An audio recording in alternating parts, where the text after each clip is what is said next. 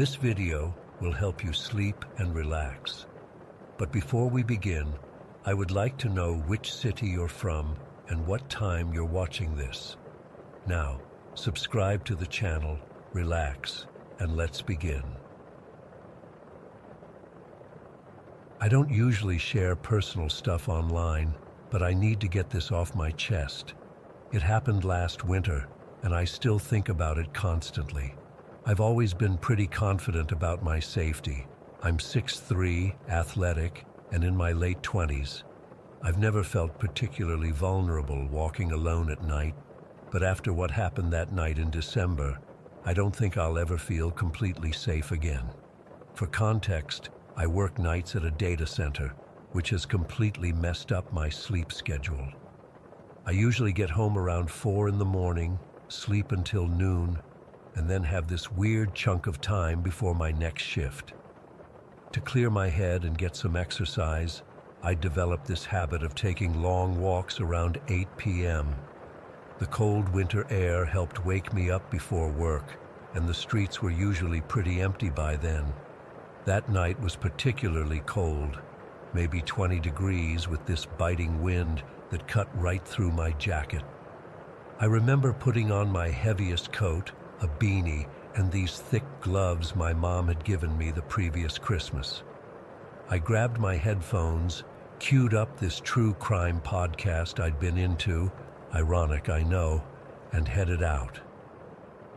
My usual route took me across this old steel bridge that connects my residential neighborhood to the more commercial part of the city. It's about a 15-minute walk to the bridge and another 20 minutes or so through the city center. The bridge itself is pretty long, maybe a quarter mile, with these tall lampposts that cast this eerie yellow glow on the walkway. There's something unsettling about crossing it at night, with the black water flowing beneath and the wind whistling through the metal beams. But I'd done it so many times that I barely noticed anymore.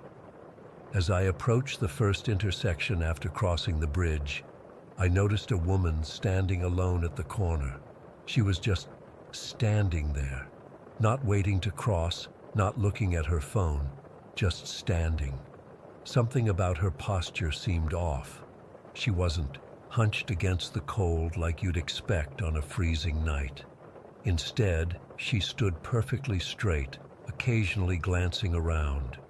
When I got closer, she started casting these quick looks in my direction. Not making eye contact exactly, more like sizing me up from her peripheral vision. I lowered the volume on my podcast, suddenly feeling weirdly self-conscious. As I passed by, I got a better look at her.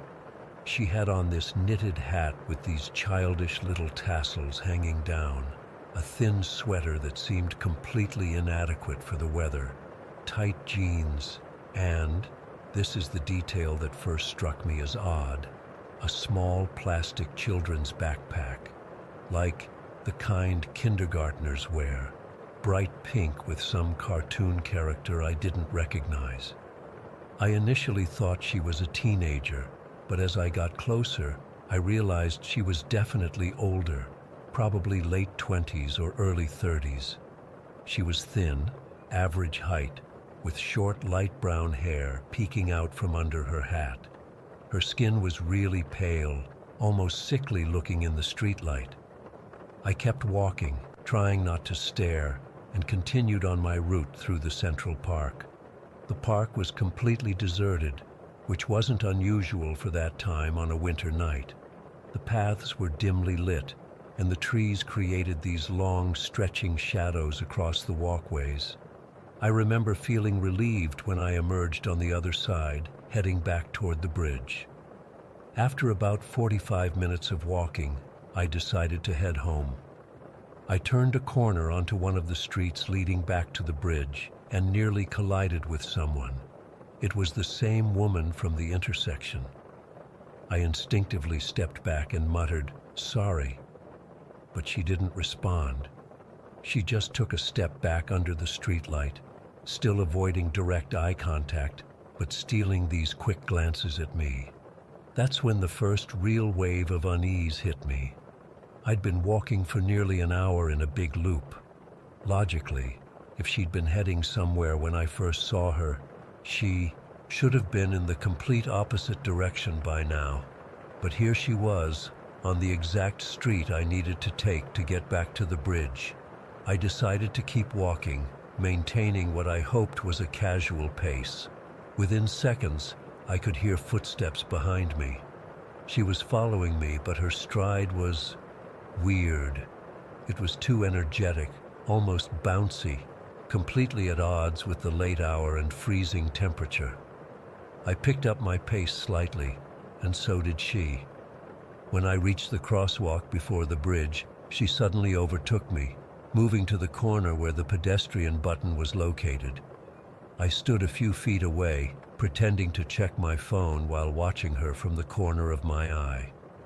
She squatted down, not sat, but squatted in this uncomfortable-looking position and started rifling through that pink backpack.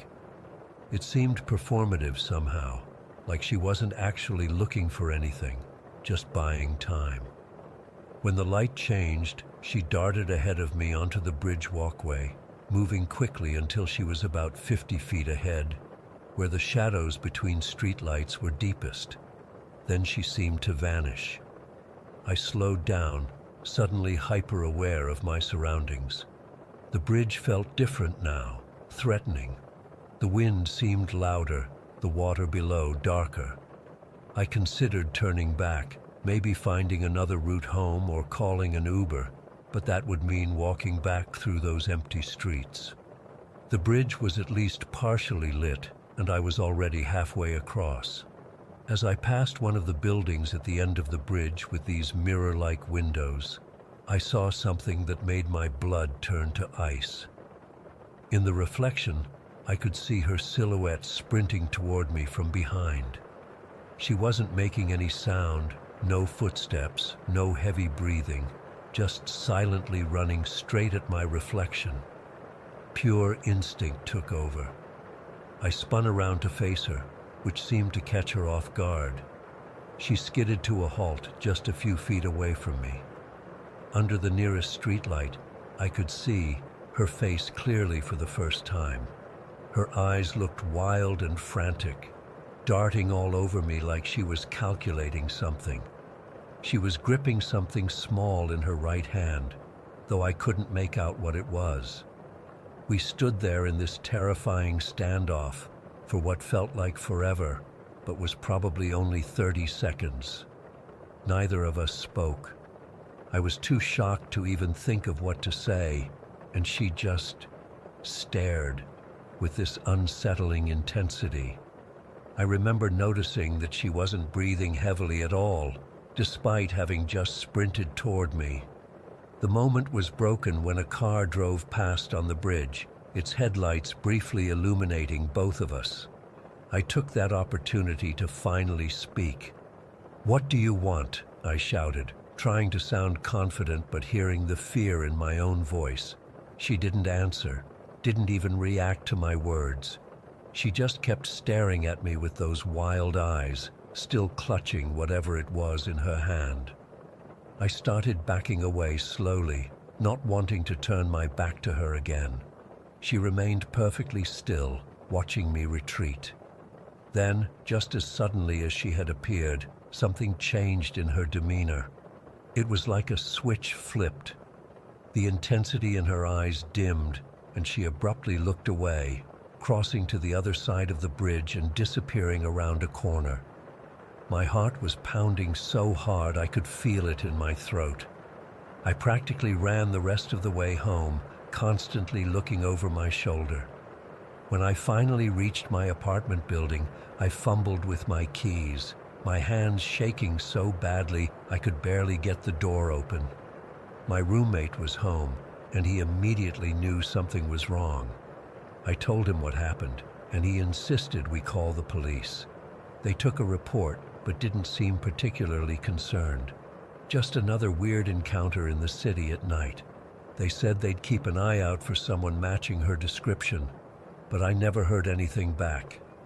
What disturbs me most, even now, isn't just the encounter itself, but the methodical nature of it. The way she positioned herself on my route home, the way she seemed to be testing me, seeing how I'd react, the casual way she abandoned what seemed like a planned ambush once that car drove by. It felt calculated, like I'd narrowly avoided being part of some terrible plan. I've spent countless hours trying to make sense of it. Was she mentally ill? On drugs? Was she planning to rob me? Attack me?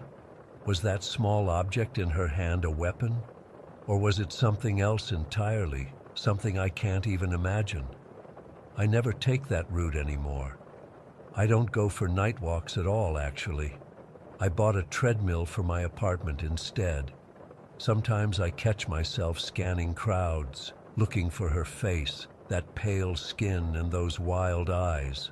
I've never seen her again, but I can't shake the feeling that she's still out there, waiting at some dark intersection, following someone else home. The police never found her. No similar incidents were reported. It's like she appeared for that one night, targeted me specifically, and then vanished.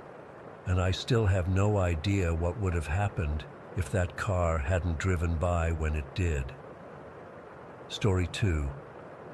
I've been delaying writing this down for months now. The memories haunt me nightly, and perhaps putting them to paper will grant me some peace. I doubt it, but here goes. It was early March of 1891 when Governor Ashbury's telegram reached me in Edinburgh. I'd just returned from a 3-month expedition in India and was looking forward to some rest. The message was urgent. A man-eating lion was terrorizing settlements in the Luangwa Valley of northern Rhodesia. Dozens dead already. The beast needed to be stopped. I've hunted dangerous game across 3 continents, but something in Ashbury's desperate tone made me uneasy. Still, duty called. I telegraphed Jack Thompson, my assistant and dear friend of 15 years, to meet me at Southampton within the week. Poor Jack. His wife Margaret begged him not to go. I still remember her tearful eyes at the dock, clutching their youngest to her chest, while the older 2 clung to their father's legs. "It's just another hunt," he assured them. "I'll be back before summer." If only I'd heeded Margaret's concerns. If only I'd gone alone. Our journey to Africa was uneventful. 23 days by steamer to Cape Town, then inland by rail and finally by cart. The deeper we traveled into the continent, the more unsettling the reports became. Villages abandoned, livestock slaughtered, bodies found in pieces, sometimes just parts missing, as if the predator was toying with its prey rather than hunting for food. We reached the Luangwa Valley in mid-April. The official who was supposed to meet us, a colonial administrator named Perkins, was dead, killed 3 nights before our arrival. The remaining villagers had fled, leaving behind their homes and possessions in panic.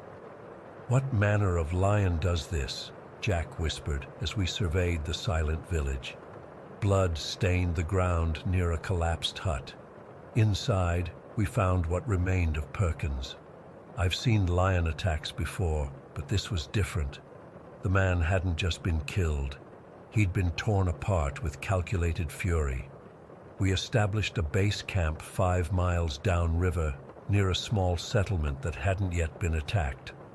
I hired local trackers, though few were willing to join us. They called the beast Mwezi wa Imfa, Moonlight Death, claiming it was no ordinary lion, but a demon in animal form. "Superstitious nonsense," I told Jack that night as we sat by the fire. "Every region has its monster myths. This is just an old, clever lion that's developed a taste for human flesh." Jack wasn't convinced. "The attacks don't follow normal patterns, Charles. Lions don't typically break into sturdy huts or drag victims for miles, only to leave them uneaten." I dismissed his concerns. After all, I'd killed man-eaters before. How different could this one be? The next morning, we began tracking the beast southward along the river where the most recent attacks had occurred. The spoor was enormous, paw prints larger than any lion I'd previously encountered. We followed for miles until the trail went cold at a rocky outcropping. That evening, a messenger arrived from a village 15 miles north. There had been an attack the previous night, 3 dead, including a child. But that was impossible. The lion we were tracking had been moving south, not north. Perhaps there are 2, Jack suggested, working together. I laughed, though uneasily. Lions don't coordinate complex hunting strategies across vast territories. But over the next week, the evidence became undeniable. Attacks occurred simultaneously in villages separated by impossible distances. We weren't hunting one man-eater, we were hunting 2. And somehow, they were working in tandem, with one striking in the south while the other attacked in the north. The locals grew more terrified. These weren't just lions, they insisted. They were spirits of vengeful warriors killed during tribal wars, returned to punish the living. I remained skeptical, but after witnessing the aftermath of their attacks, even my rational mind began to waver. These creatures were unnaturally cunning.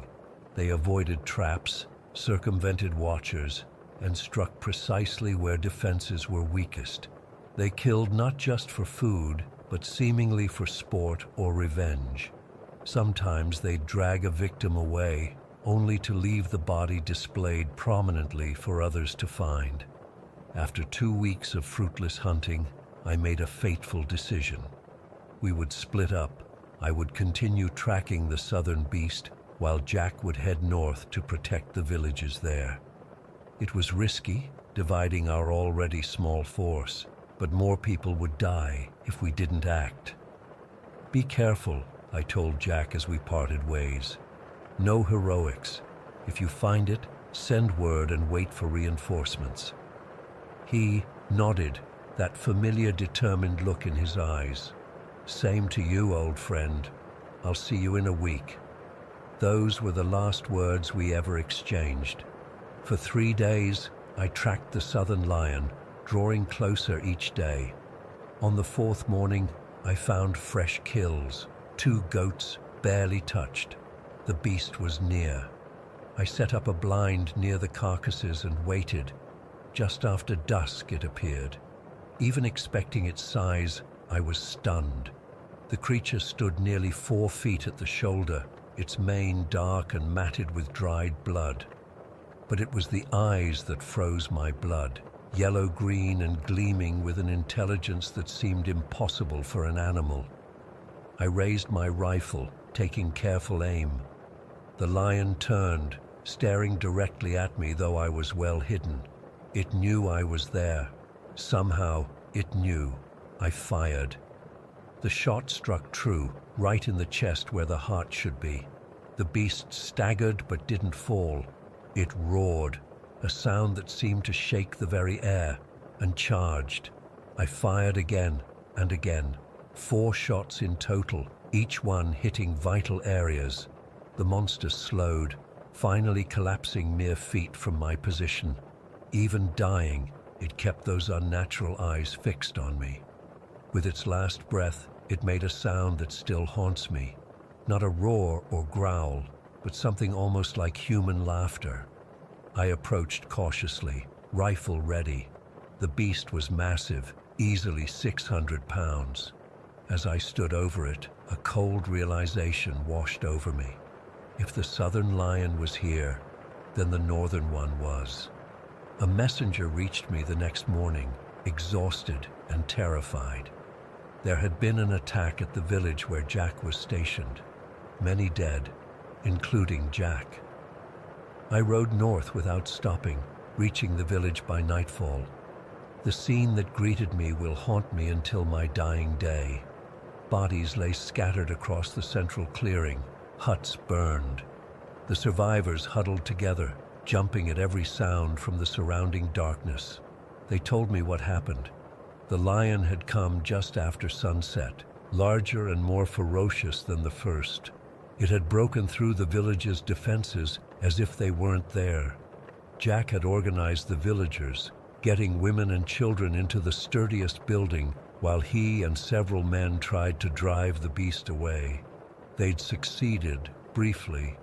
Then, as the creature retreated into the bush, Jack had followed, determined to end the threat. They heard shots, then screams, then silence. I found him at dawn, 200 yards into the thick brush. He'd emptied his rifle into the beast, wounding it severely, but not severely enough. Jack's body was, God, I can't even describe it, but his face was untouched, eerily peaceful amidst the carnage. In his hand was his hunting knife, its blade broken off. He'd fought to the very end. The lion's trail led away from the village, heavy drops of blood marking its path. It was wounded, perhaps mortally, but still moving. I followed alone, refusing all offers of company. This had become personal. For 2 days I tracked it, barely stopping to eat or rest. The blood trail grew heavier. The beast was weakening. On the morning of the 3rd day, I found it. Unlike its southern counterpart, this lion was pale, almost white, with scars covering its massive frame.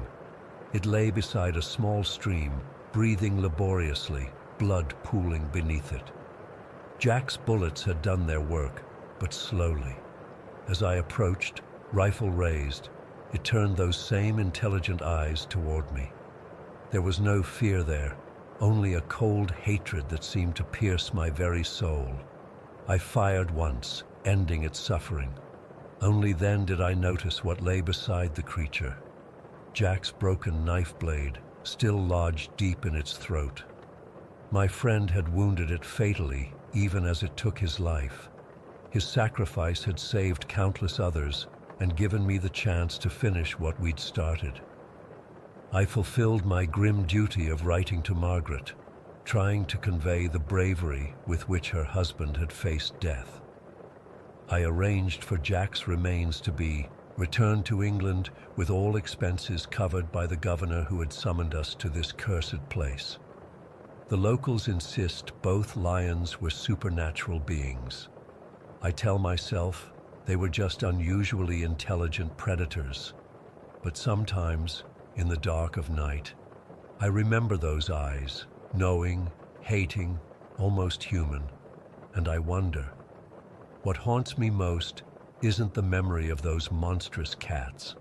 It's the knowledge that I brought Jack to his death, that I split our party when we should have stayed together, that Margaret's tears at Southampton Harbor were prophetic, while my confidence was misplaced. I've hunted my last lion. I've returned to Scotland and put away my rifles. Sometimes I wake screaming, imagining those yellow-green eyes watching me from the darkness of my bedroom. Sometimes I think I hear that human-like laughter carried on the night wind. And always, always, I see Jack's face as we parted ways that final time. "See you in a week," he said. "I never will, not in this life." Story 3. I've been debating whether to share this for months now. I still get goosebumps thinking about it, and my therapist says writing it all down might help me process what happened. So here goes. I work at Walmart, or I should say worked, since I transferred to a different location after all this went down. I was in the electronics department, which I actually liked because it was usually pretty chill, especially during my regular night shifts. The store wasn't one of those 24-hour ones, but we closed at 11 p.m., and I'd typically work from 2 in the afternoon until around 10:30 at night. This happened back in March, just a few months ago. It was a Wednesday night, which are typically dead. I remember it was raining, and the fluorescent light seemed extra harsh against the darkness outside the windows. I was straightening up the video game cases, counting down the minutes until I could clock out when I first noticed him. Just a guy, maybe in his 40s, wearing a dark blue hoodie and jeans. Nothing remarkable about him except that he kept hovering at the edge of my department, pretending to look at computer mice or phone chargers, but I could feel him watching me. Working retail, you develop this sixth sense about people. There's a difference between someone actually shopping and someone just lingering. At first, I tried to ignore it. Retail attracts all kinds of weirdos, and usually if you don't engage, they move on.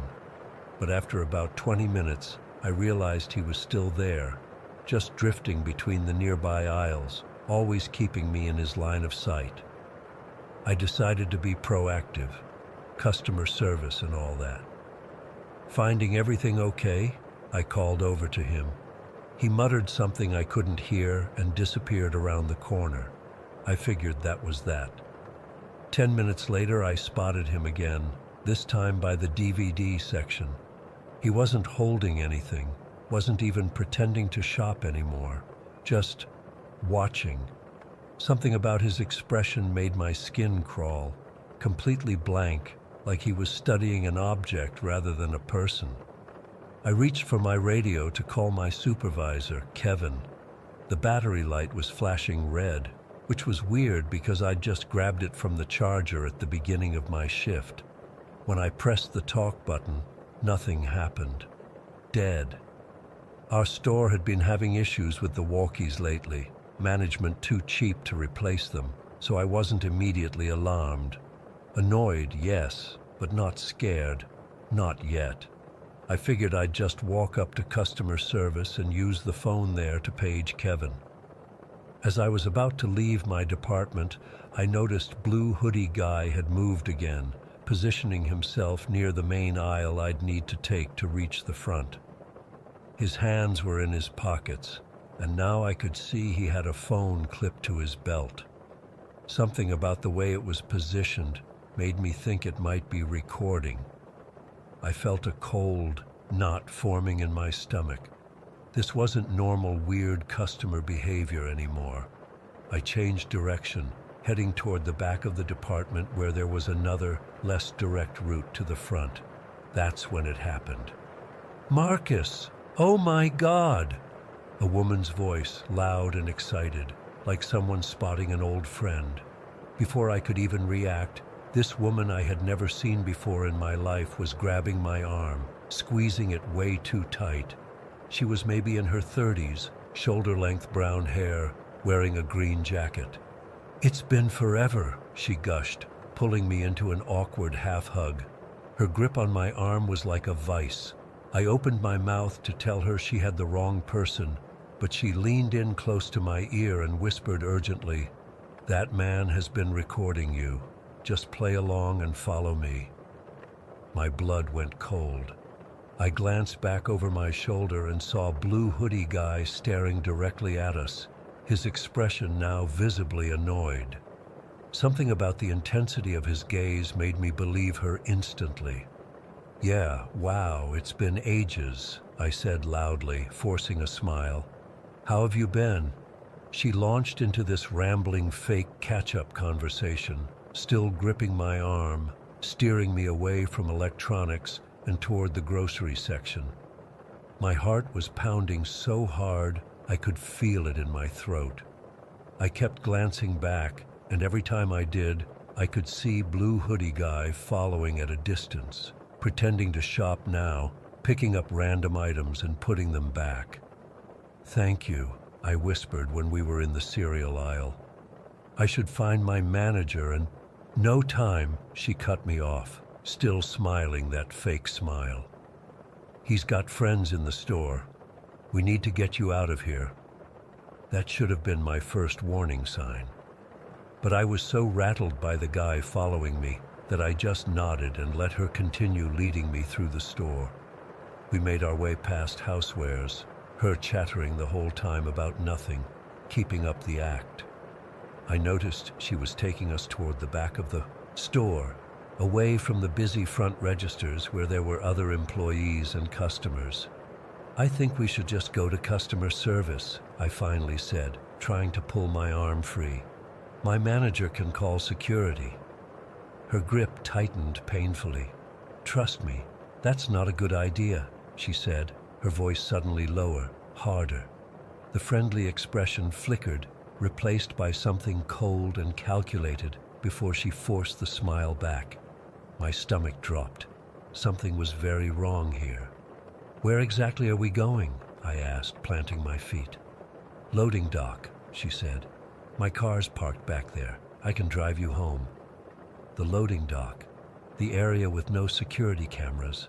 The realization hit me like a bucket of ice water. She wasn't helping me at all. I yanked my arm hard, breaking her grip. "I don't even know you," I said, loudly enough that a customer browsing nearby looked over. Her expression changed completely. The friendly mask disappeared, replaced by something predatory. "Marcus," she said quietly, "don't make a scene. Just come with me now." My name. She knew my name. I wasn't wearing a name tag. Our department used generic electronics badges instead of personalized ones. I backed away, bumping into a display of paper towels. "How do you know my name?" She reached for me again, her movements suddenly more urgent. "We have to go now. He's waiting." That was all I needed to hear. I shoved past her and ran. Not toward the back of the store where the break room was. I had a feeling Blue Hoodie Guy might be circling around that way, but straight toward the front registers. "Help!" I shouted, running past startled customers. "Someone call security!" I heard her behind me, not running but walking quickly. "Marcus!" she called, her voice a perfect mixture of concern and confusion. "What's wrong? Are you okay?" She was good, really good. If someone had been watching, it would have looked like I was the crazy one, running from a concerned friend. I reached the front, registers, panting, and grabbed the first manager I saw, Diane from apparel. "There's a man following me," I gasped. "And that woman." I turned to point, but the woman in the green jacket was gone, vanished. Blue Hoodie Guy was nowhere to be seen either. Diane looked concerned but skeptical. "Let's go to the office and review the security footage," she said.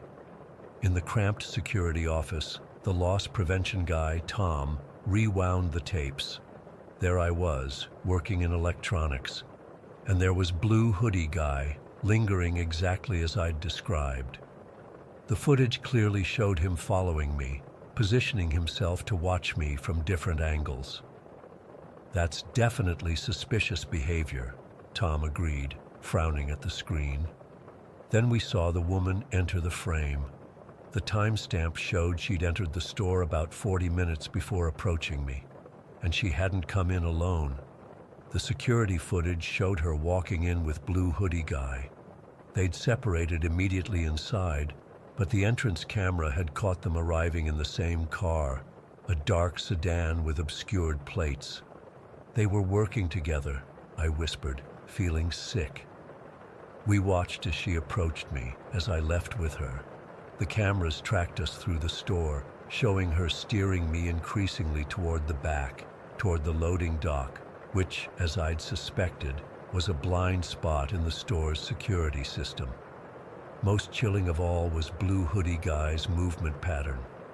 As we watched the footage, it became clear he was systematically covering exits, positioning himself to intercept me if I tried to run in certain directions. "This was planned," Tom said grimly, picking up the phone to call the police. The cops arrived 20 minutes later. They took my statement, reviewed the footage, and launched an investigation. Blue Hoodie Guy's face was clearly visible on several cameras, but the woman had kept her face angled away from most cameras, and the ones that did catch her showed her wearing large sunglasses for part of the time. They found the car on other security cameras from nearby businesses, a dark Nissan with stolen plates. It had been reported abandoned the next morning about 30 miles away. The police think they were human traffickers. They told me these operations are getting more sophisticated, with teams working together to isolate targets. The fact that the woman knew my name suggests they'd been watching me for some time, maybe following me before, learning my schedule. I couldn't sleep for weeks after. I kept replaying it all in my mind, how close I'd come to following her to that loading dock. What would have happened if I hadn't realized something was wrong? Would anyone have even known what happened to me? I transferred to another Walmart location across town and switched to day shifts only. I never walk to my car alone. I vary my routes home. I check the back seat before getting in my car. The police haven't caught them. They identified Blue Hoodie Guy from the security footage. He has priors for assault and attempted kidnapping, but they haven't found him. The woman remains unidentified. Sometimes I still feel like I'm being watched. Maybe I am. Maybe they're still out there waiting for another opportunity. All I know is that my instincts saved me that night, and I'll never ignore that feeling in my gut again. So if you're working retail, especially late shifts, please be careful. Pay attention to people who linger too long. Don't trust strangers who seem too friendly. And if someone you don't know calls you by name, run. Story 4. I've been debating whether to share this for months now, but I need to get it off my chest. What happened to us in Plumas National Forest last summer changed me forever. I still have nightmares about it, and I can't look at hiking trails the same way. It was supposed to be a fun weekend trip. Just me, Sarah, Alex, and Mike, friends since college who try to do one outdoor adventure every summer. We'd been planning this particular hike for weeks, mapping our route through what we thought would be a beautiful, peaceful section of the forest. We'd researched campgrounds, packed all the right gear, and even splurged on those fancy freeze-dried meals. The day started perfectly. Clear blue skies, about 75 degrees, ideal hiking weather. We arrived at the trailhead parking lot around 9 in the morning. The lot was almost empty except for a couple of cars at the far end. I remember feeling this surge of excitement as we shouldered our packs. Sarah was taking photos of everything, already talking about which ones she'd post later. Alex, always the responsible one, double-checked our map and made sure everyone had filled their water bottles. We set off in great spirits. The main trail was well maintained and clearly marked with those blue blazes on the trees. I remember feeling so at peace, listening to birds chirping and our boots crunching on the dirt path. Mike was telling us about his new job. Sarah was identifying plants she recognized. Normal stuff, safe stuff. About an hour in, we stopped at a clearing to have some trail mix and adjust our packs. That's when he approached us. He came from the direction we were heading, walking alone. A guy maybe in his mid-30s, tall and wiry with a scraggly beard. He was wearing faded hiking clothes and carrying a small day pack. Nothing particularly alarming about him, but something in his eyes made me uneasy right away. They were too intense, too focused. I can't explain it exactly. "Beautiful day for a hike," he said, stopping near our group. His voice was friendly enough, but it had this forced quality to it. We all nodded and smiled politely. You know how it is on trails. You acknowledge fellow hikers, maybe exchange a few words, then move on. But this guy didn't move on. "You folks heading to Indian Falls?" he asked, pointing down the main trail. Alex nodded. "That's the plan. We're going to camp near there tonight." The man shook his head. "That area's gotten really crowded lately. Too many tourists." He gestured to a barely visible path branching off from the main trail about 50 yards ahead. "If you take that side trail, it leads to a much prettier waterfall. Completely secluded. Most people don't know about it." I felt a weird sensation in my stomach when he said that. Sarah must have felt something too, because she glanced at me with a slight frown. "Is it on the map?" Alex asked, pulling out his trail guide. The man waved dismissively. "Nah, it's local knowledge. Trust me, it's worth it." Only adds about 30 minutes to your hike, and you'll have the place all to yourselves." Mike, always eager for adventure, was already nodding. "Sounds cool. What do you guys think?" I wish I'd spoken up then. I wish I'd said no. But I didn't want to seem paranoid or ruin everyone's trip over what might have been nothing but my overactive imagination. So we thanked the man, and he continued on his way, heading back toward the parking lot. We discussed it briefly among ourselves. Alex was hesitant, but Mike was enthusiastic, and Sarah was on the fence. Eventually, we decided to check out this supposedly secret waterfall. When we reached the unmarked trail, it looked innocent enough. Narrower than the main path, but still visible. We turned onto it, Alex leading the way, consulting his GPS occasionally to make sure we could find our way back. The first 15 minutes were fine. The trail was a bit overgrown but passable. Then it started getting steeper and less defined. We had to push through bushes and climb over fallen trees. I started to sweat, not just from exertion. "How much farther do you think?" Sarah asked, her voice tinged with the same uncertainty I was feeling. "The guy said about 30 minutes, Mike replied. "We should be getting close." That's when we saw it. A small cairn, those stacked rock piles, right in the middle of the path. It looked freshly made, the stones clean and deliberately placed. "That's weird," Alex said, stopping to examine it. "Why would someone build this here?" "Maybe to mark the way to the falls," Mike suggested. But something about it felt wrong. The stones were too perfectly balanced, too intentionally placed. And who had built it? The trail didn't look like it got much traffic. "I don't like this," Sarah said quietly. "Maybe we should head back." I nodded immediately, relief washing over me at her suggestion. "Yeah, let's just stick to the original plan." Even Mike seemed less enthusiastic now. "All right, let's turn around." We'd only gone about 100 yards back the way we came when Alex stopped so suddenly that I almost bumped into him. "What the hell?" he whispered. There, in the middle of the path, was another cairn, identical to the first one. "That wasn't there before," I said, my mouth suddenly dry. "I swear that wasn't there when we came through." "Maybe we took a wrong turn," Mike suggested, but his voice had lost its confidence.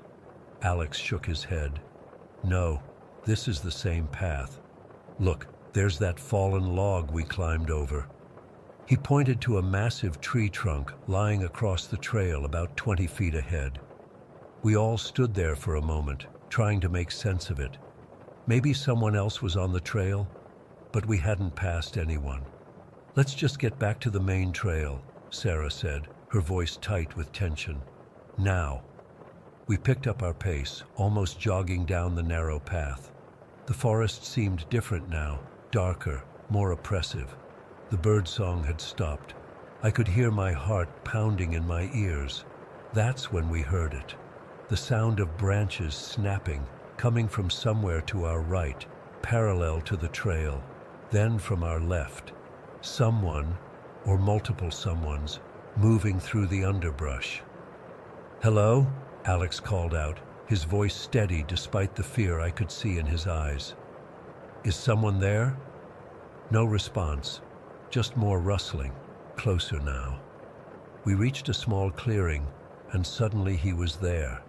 The same man who'd suggested the trail. Only now he wasn't alone. 2 other men stood slightly behind him, both holding machetes. Not the small kind you might use for clearing brush. These were large, heavy blades that gleamed dully in the filtered forest light. The first man's friendly demeanor was gone. His face was hard, his eyes cold and calculating. "Seems like you folks got a bit lost," he said, his voice completely different from before, lower, threatening. "Why don't you set those packs down? Make yourselves comfortable." My blood turned to ice.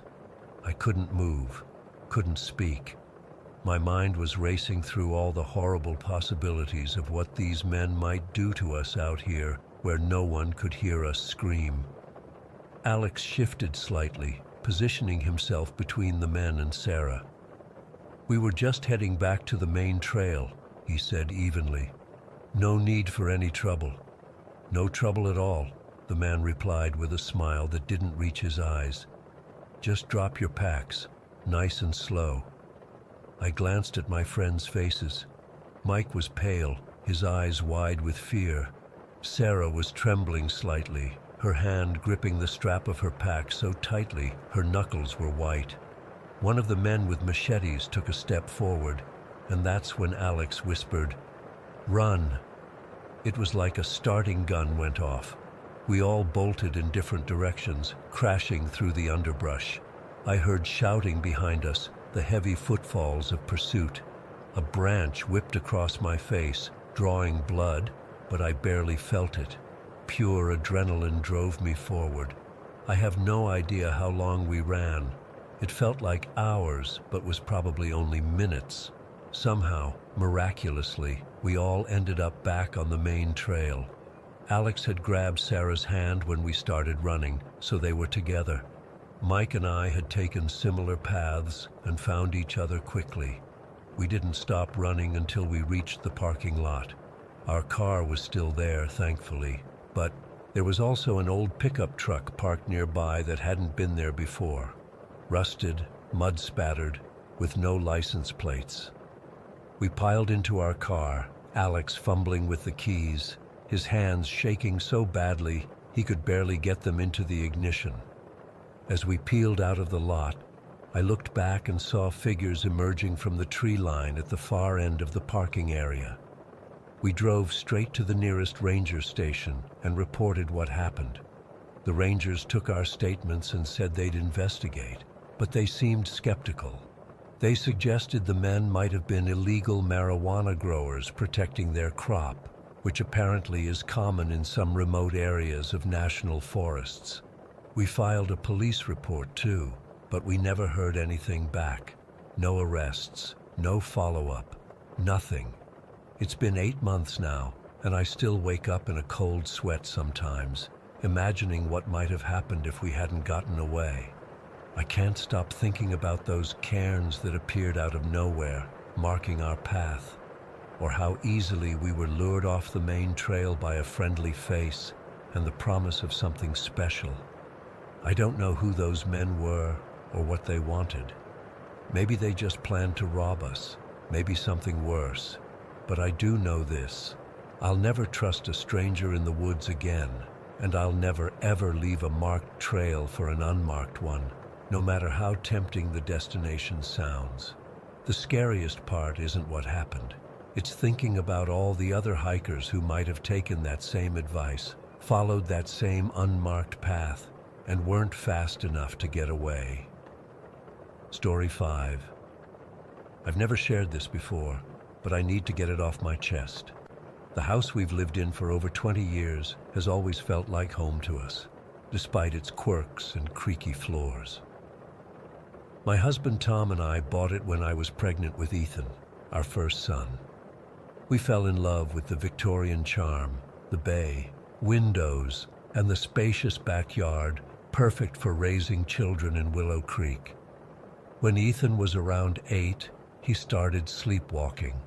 Nothing prepared me for how unsettling it would be to wake up in the middle of the night and find your child standing there, eyes wide open but completely vacant. I'm a light sleeper, always have been, so I'd usually hear his little feet padding down the hallway before he'd appear in our doorway. The first few times it happened, I nearly had a heart attack. There's something deeply disturbing about seeing your child awake but not present.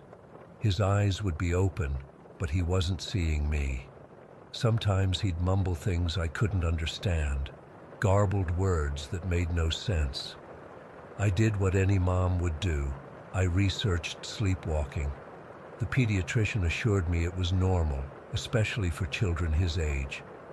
Just guide him back to bed gently, she said. Don't startle him awake. So that's what I did. I'd take his hand and walk him back to his room, tuck him in, and he'd usually stay put for the rest of the night.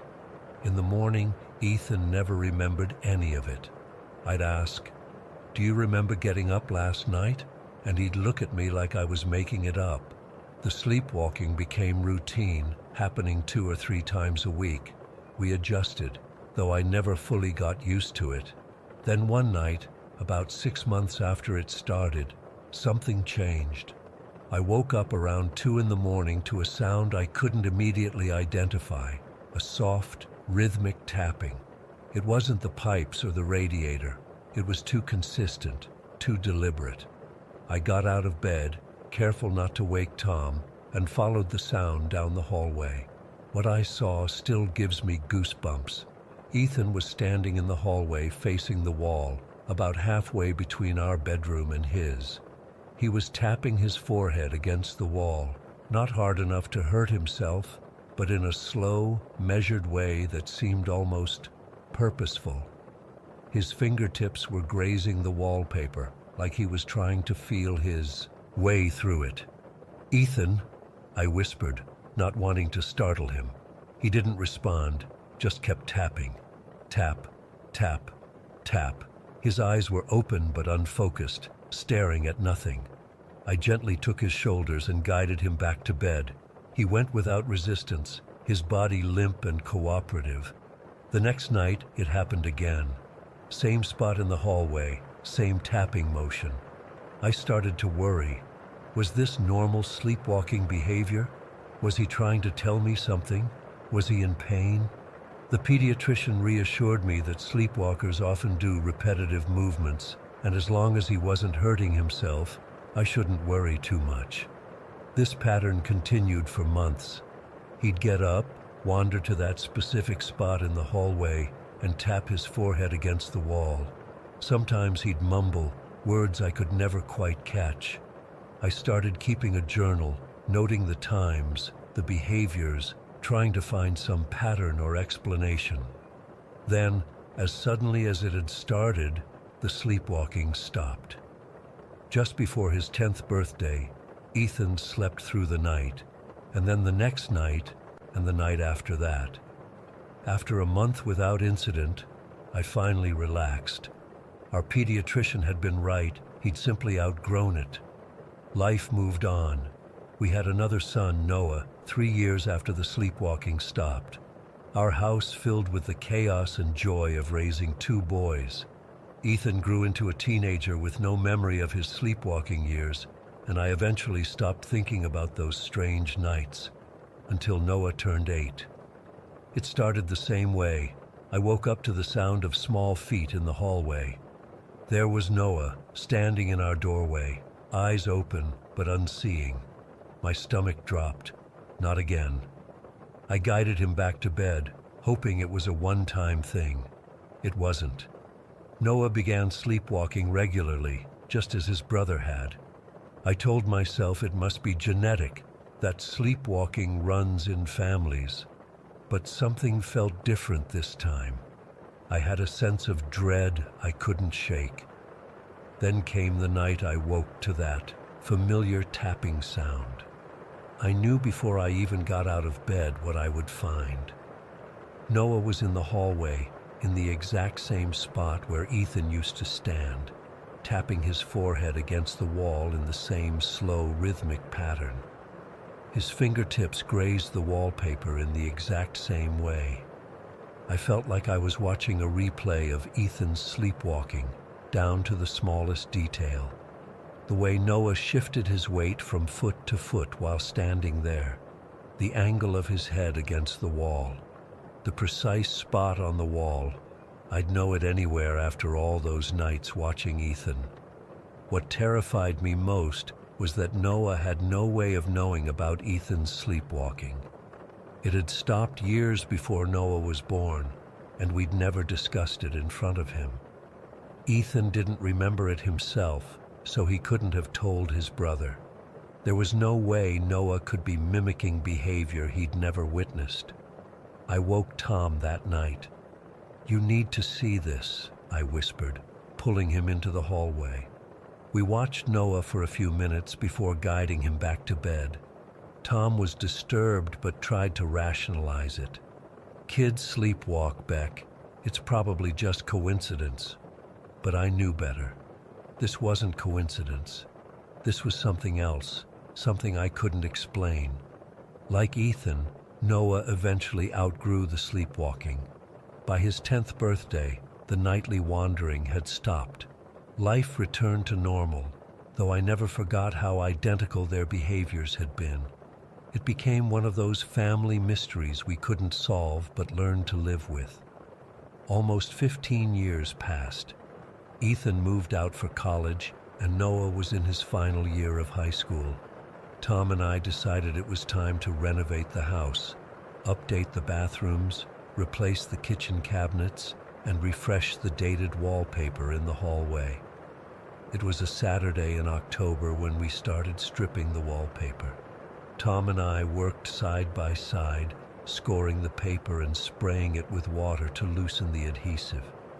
We'd been at it for hours when we reached that spot, the exact location where both boys had stood during their sleepwalking episodes. The wallpaper came away differently there. It was thicker, layered. As we peeled it back, I noticed something reflective underneath. My heart started racing as we uncovered more of it. "Tom," I said, my voice barely a whisper, "there's something here." We carefully removed the remaining wallpaper to reveal an antique mirror embedded in the wall. It was about 12 inches square with an ornate silver frame, tarnished with age. It had been deliberately covered up with multiple layers of wallpaper hidden from view. I felt dizzy as the realization hit me.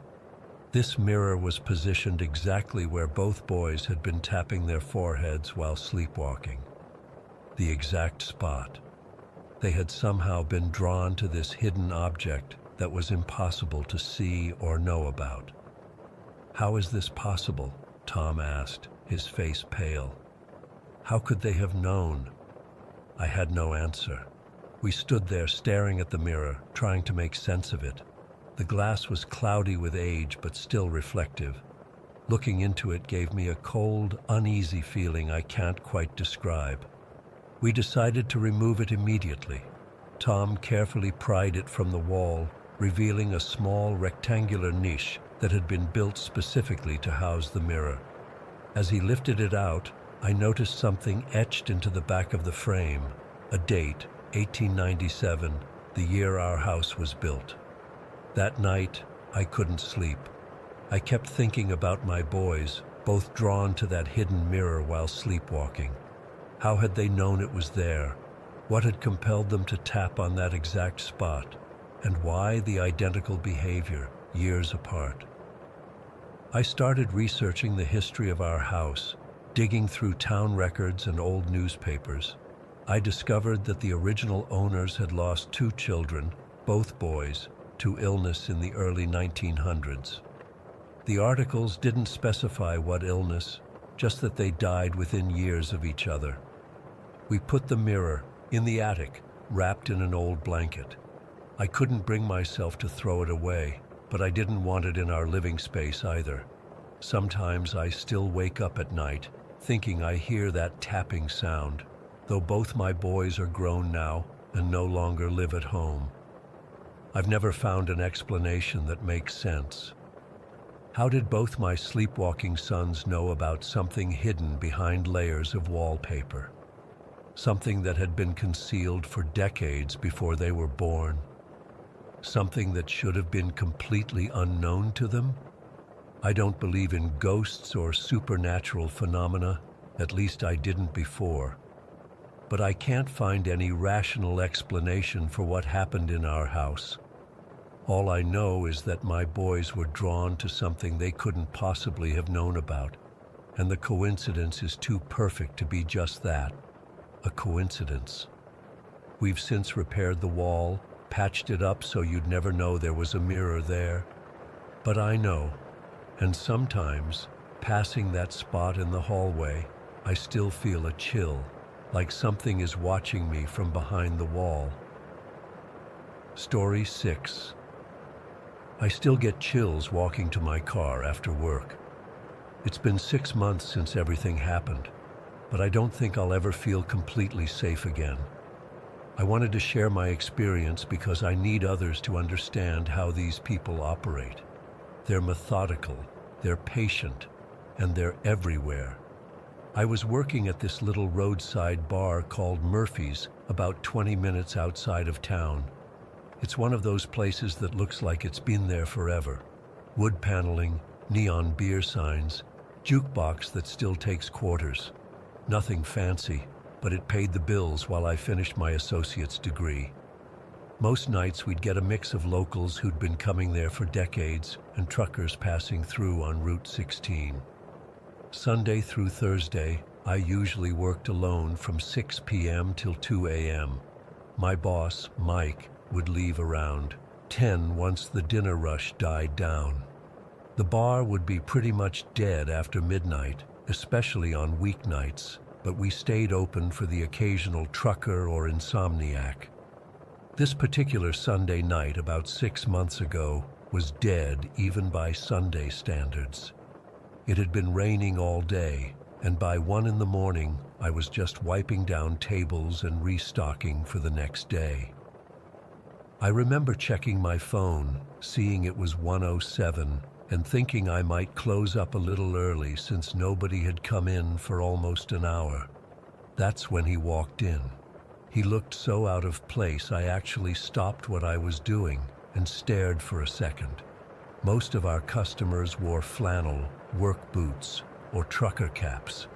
This guy was wearing a black turtleneck under a tailored black jacket with perfectly pressed slacks.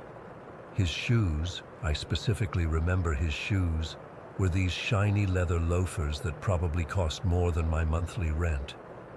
He had this silver watch that caught the light when he moved his wrist. "Quiet night," he said, sliding onto a bar stool. His voice was deep, confident. He had this accent I couldn't quite place, not foreign, just refined. "Yeah, Sundays usually are," I replied, setting down a napkin in front of him. "What can I get you?" He scanned our modest selection of bottles behind me. "Do you have any Macallan?" We did have exactly one bottle of Macallan 18 that had been sitting untouched on the top shelf for years. Mike kept it for show more than anything. Nobody who came to Murphy's was spending $30 on a single pour of scotch. "Neat, please," he said when I reached for it. While I poured his drink, I could feel him watching me. Not in the usual way some customers do when they're being creepy. It was more evaluating, calculating. He asked my name, and without thinking I told him, "Cadence." I still regret giving him my real name. "Beautiful name," he said, taking a sip of his scotch. "Do you work here often, Cadence?" I gave my standard vague answer about my schedule varying week to week. Something about him made me not want to share details. He nursed that one drink for nearly 40 minutes, asking seemingly innocent questions the whole time. Where did I go to school? Did I live nearby? Did I usually close up alone? Each question felt like he was building a profile on me. Just before 2, as I was giving him his check, he finally asked the question that sent goosebumps down my arms. "What time do you usually get off work?" I lied and told him my boyfriend was picking me up in 10 minutes. There was no boyfriend, but the lie came automatically. He just smiled, left cash on the counter including a $100 tip, and walked out. I watched through the windows as he got into a black Mercedes and drove away. I told myself I was being paranoid. He was just some rich guy passing through who was being friendly, right? But something felt off. A week passed, and I'd almost forgotten about him when they both showed up. It was the following Sunday, again around 1 a.m. The same man, but this time with a woman. She was maybe in her mid-30s, wearing this red cocktail dress that looked wildly out of place in our dingy bar. Her blonde hair was pulled back in a tight bun, and she wore these massive diamond earrings that caught the light every time she moved her head. Cadence, the man said my name like we were old friends. I told my associate about this charming little place and the lovely bartender. This is Elise. The woman's smile never reached her eyes. That's what I remember most about her. She was smiling constantly, but her eyes were cold and calculating. She extended her hand across the bar, her nails perfectly manicured in deep red. "It's so wonderful to meet you," she said, her voice syrupy sweet. "Richard has told me all about you." Richard, so that was his name, or at least the name he was using. They ordered drinks, expensive ones again, and this time it was mostly Elise talking. But the questions were different, more direct, more personal. "Do you have family in the area?" she asked. "Do you live alone or with roommates? What are you studying in school?" With each question, my uneasiness grew. Between questions, she kept complimenting me, my hair, my smile, how I carried myself. "You have such a presence," she said, "such poise." Then she dropped it. "I run an exclusive club just outside the city. Very high-end clientele, very discreet. We're always looking for smart, beautiful women like you to work private events. The pay is exceptional, usually about $2,000 for a weekend night." $2,000 for one night? Even in my discomfort, I couldn't help but do the math. That was more than I made in 2 weeks at the bar.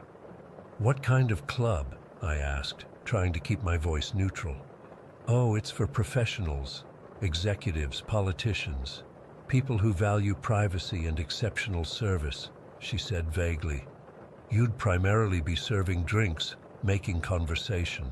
Sometimes our clients like to have beautiful women accompany them to events, all very respectable, of course." Every alarm bell in my head was going off. I'd heard enough stories, read enough news articles. This wasn't a job offer. This was a recruitment. "I actually have someone waiting outside who could explain everything much better," Elise said, checking her watch. "He handles all our staffing. Would you mind stepping out with me for just a moment when you have a break? His car is right outside."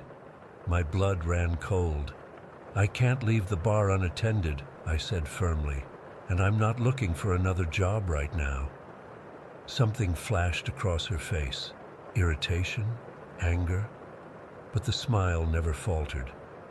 "Well, take my card at least. The offer stands."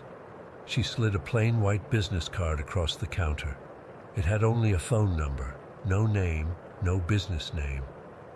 I took it just to end the conversation.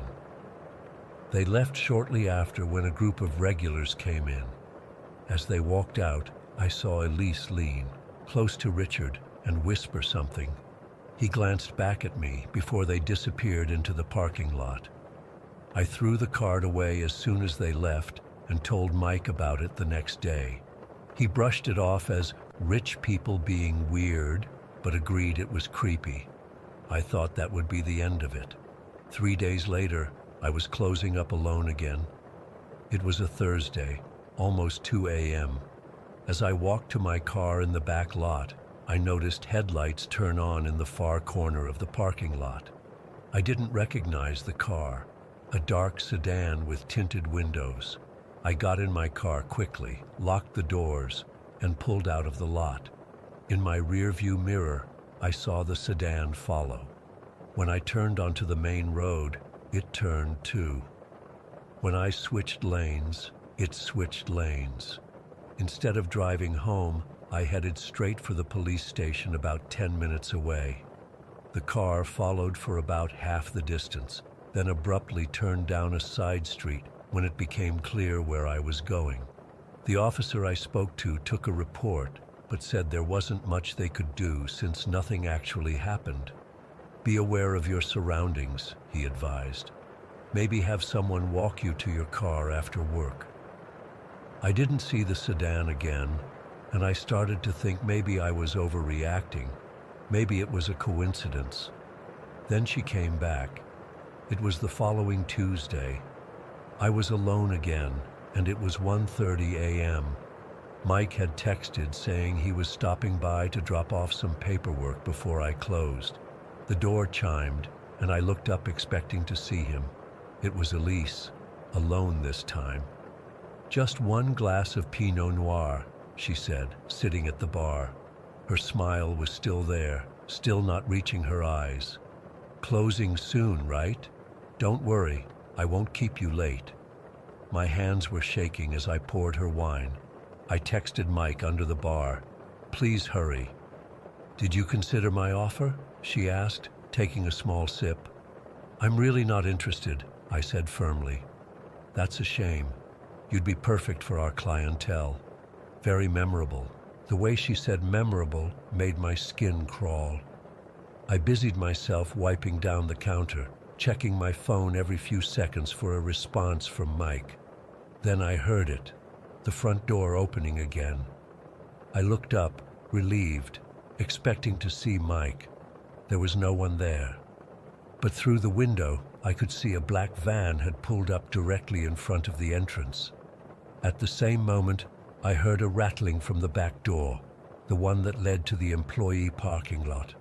Someone was trying to force it open. Elise was watching me, still smiling, as she slowly stood up. "Our clients really had their hearts set on meeting you, Cadence." I grabbed my phone and ran into the storage room, locking the door behind me. My hands were shaking so badly I could barely dial 911. As the operator answered, I heard the back door burst open. "Murphy's Bar on Route 16, I whispered desperately. "They're trying to take me. Please hurry." I could hear footsteps in the bar now, multiple sets. They were talking to each other in low voices. Then Elise's voice, clear and commanding. "Check the storage room." The handle of the storage room door jiggled. Then came the pounding. "Open the door, Cadence. Don't make this difficult." I was crying silently, pressed against the wall behind a shelf of liquor boxes. The 911 operator was saying something, but I couldn't hear over the blood rushing in my ears. Then came the sound of screeching tires from the parking lot, a car door slamming, and Mike's voice bellowing, "What the hell is going on here?" There was a moment of confusion, voices arguing, and then the sound of retreating footsteps. A car engine started, then another. When Mike finally found me in the storage room, I was huddled on the floor, still clutching my phone. "They're gone," he said, helping me up. "I called the cops. They're on their way." The police arrived minutes later. They took statements, reviewed our security camera footage. The footage showed everything. Elise at the bar, the black van pulling up, and 3 masked figures, 2 coming through the back and 1 through the front. They had been waiting to trap me from both sides. The police said it was almost certainly a trafficking operation. They targeted me specifically, planned it for weeks, waited until I was alone. They knew my schedule, my routine. They'd been watching me. Despite all the evidence, they never caught them. The license plates on both vehicles were stolen. Elise's fingerprints weren't in any database. The phone number on the card was a burner that had already been disconnected. I don't work alone at night anymore. Mike made sure of that. I'm finishing my degree this semester and moving to another state as soon as I graduate. I've changed my hair, my car, even my name on social media. But sometimes, when I'm driving home at night, I still check my rearview mirror for headlights following me. I still double-check the locks on my apartment door. And I still wonder how many other Cadences are out there. Women who got into cars with people like Elise and Richard, lured by promises of easy money and exclusive opportunities, who weren't lucky enough to have someone show up just in time. They're still out there, and they're still watching. Story 7. I still check the windows constantly. I still sleep with a baseball bat next to my bed. I still can't shake the feeling that he's out there, waiting. It's been 3 months since it happened, but the fear hasn't subsided one bit. I need to get this off my chest, so here goes. I live in one of those quiet suburban neighborhoods where nothing ever happens. You know the type, rows of similar houses, lots of trees, families with kids riding bikes, the whole Norman Rockwell scene. I've always felt safe here. Well, I used to anyway. That Thursday started like any other day. I went to work. I do IT support for a local company. Had the usual meetings, fixed the usual computer problems. Nothing special. I was looking forward to getting home, ordering a pizza, and binge watching that new show everyone was talking about. Just a normal, boring evening at home. I got back to my place around 6:30, changed into sweats, and was just about to open the food delivery app when my phone rang. It was my buddy Mike. "Hey man, I'm really sorry to bother you, but my car won't start. I'm stuck at the gym and need a ride home. I'd call an Uber, but I left my wallet at home like an idiot." I sighed. So much for my quiet evening. But Mike's a good friend. He'd do the same for me. "Yeah, no problem. I'll head out now. Give me like 20 minutes. After hanging up, I grabbed my keys from the hook by the door, put my shoes back on, and opened the front door. That's when I saw him. There was a man sitting on my porch steps, literally inches from my door. I nearly tripped over him as I stepped out. He was just sitting there, silently, waiting. He was wearing this heavy dark coat even though it wasn't that cold out, maybe 35 degrees. The weird part was the black scarf wrapped around the lower half of his face, covering everything below his eyes. His eyes. I still remember them. Pale blue, almost gray. They didn't look right somehow. We both just froze for a second. I was completely caught off guard, and my heart immediately started pounding. I mean, who the hell sits on someone's porch without knocking? After what felt like forever but was probably only a few seconds, he stood up. He was taller than me by a few inches, probably 6'2" or 3. "Sorry," he said, his voice muffled behind the scarf. "Didn't mean to frighten you." I just stood there, keys in hand, trying to figure out what to say. My mind was racing through possibilities. Was he a delivery person? A neighbor I hadn't met? Someone lost? "Are you David?" he asked. Then he paused. "Or maybe Daryl?" That sent a chill down my spine. My name isn't David or Daryl, not even close. And the way he said it, like he wasn't really sure who he was looking for, felt off. "No, wrong house," I said, trying to keep my voice steady. "Nobody by that name lives here." He just nodded slowly, looking at me for a beat too long. Then without another word, he turned and walked down my driveway toward the street. I stood in my doorway watching him go, wondering if I should call someone. But what would I even say? Some guy sat on my porch and asked for someone who doesn't live here? Not exactly emergency material. I waited until he disappeared down the street before I got in my car. I kept checking my mirrors the whole way to the gym, half expecting to see him following me, but there was nothing unusual. I picked up Mike, and he suggested grabbing dinner at Culver's since we were both hungry. We sat in the restaurant for about an hour, and honestly, I almost forgot about the weird encounter. Mike was going on about his girlfriend problems, and I was distracted enough that the porch guy slipped to the back of my mind. I dropped Mike off around 8:30 and got back home just before 9. The house was exactly as I'd left it. I locked the door behind me, grabbed a beer from the fridge, and settled in to watch TV. I watched a couple episodes of that show I'd been meaning to see, but it wasn't as good as people had made it out to be. Around 11, I decided to call it a night. I turned off the TV, did a quick check of the doors to make sure they were locked, and headed toward my bedroom. That's when the encounter from earlier suddenly popped back into my head. I don't know why, but something about it was nagging at me. The more I thought about it, the more unsettled I felt. Why was he sitting there so close to my door? Why was he wearing that scarf over his face? And why did he ask for David or Daryl like he wasn't sure which name he was supposed to say? Just to ease my mind, I decided to look out my front window to check the porch. It had started snowing lightly while I was watching TV, and there was a thin layer of white covering everything. That's when I noticed them. Footprints. They weren't my footprints from earlier. These came from the street, up my driveway, around to where my car was parked, and then into my backyard. They disappeared where the trees blocked my view. My stomach dropped. Someone had been walking around my property while I was inside watching TV. I quickly checked all the locks again and then peered out every window I could, trying to see if anyone was still out there.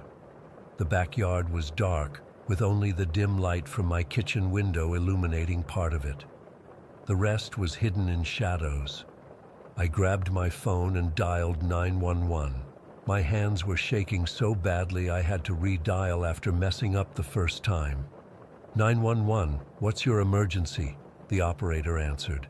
I think there's someone outside my house, I said, trying to keep my voice down.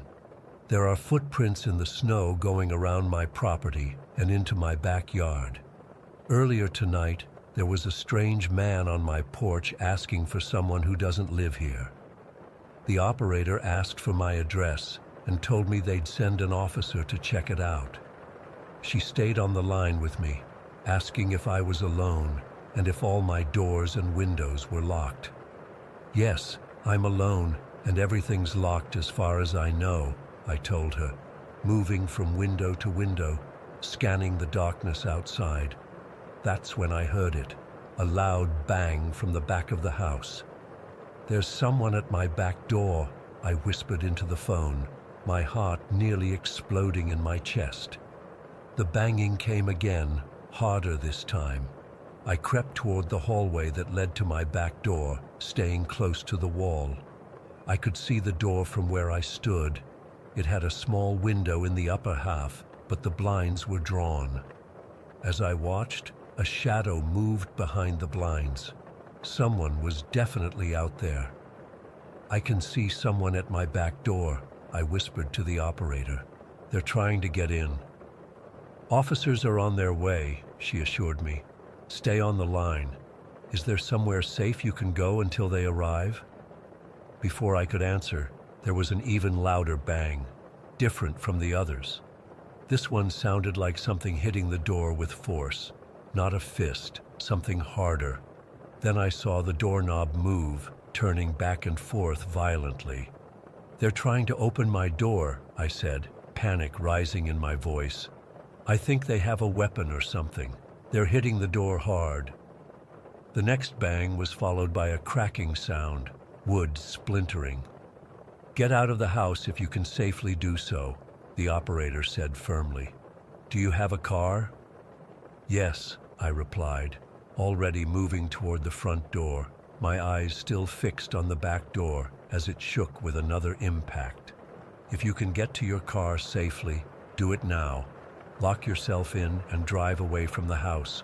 Stay on the line with me. I didn't need to be told twice. I grabbed my keys from the hook, unlocked the front door as quietly as I could, and slipped outside. The cold air hit me like a slap, and I realized I didn't have a coat, just my sweatpants and t-shirt. I ran to my car, fumbling with the keys. I could hear more banging from the back of the house. As I finally got the door open and jumped inside, I looked back at the house. Through the kitchen window, I could see a shadow moving.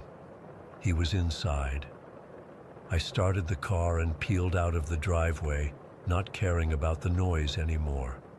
In my rearview mirror, I caught a glimpse of movement at my front door, just a dark shape in the doorway. before I turned the corner and lost sight of my house.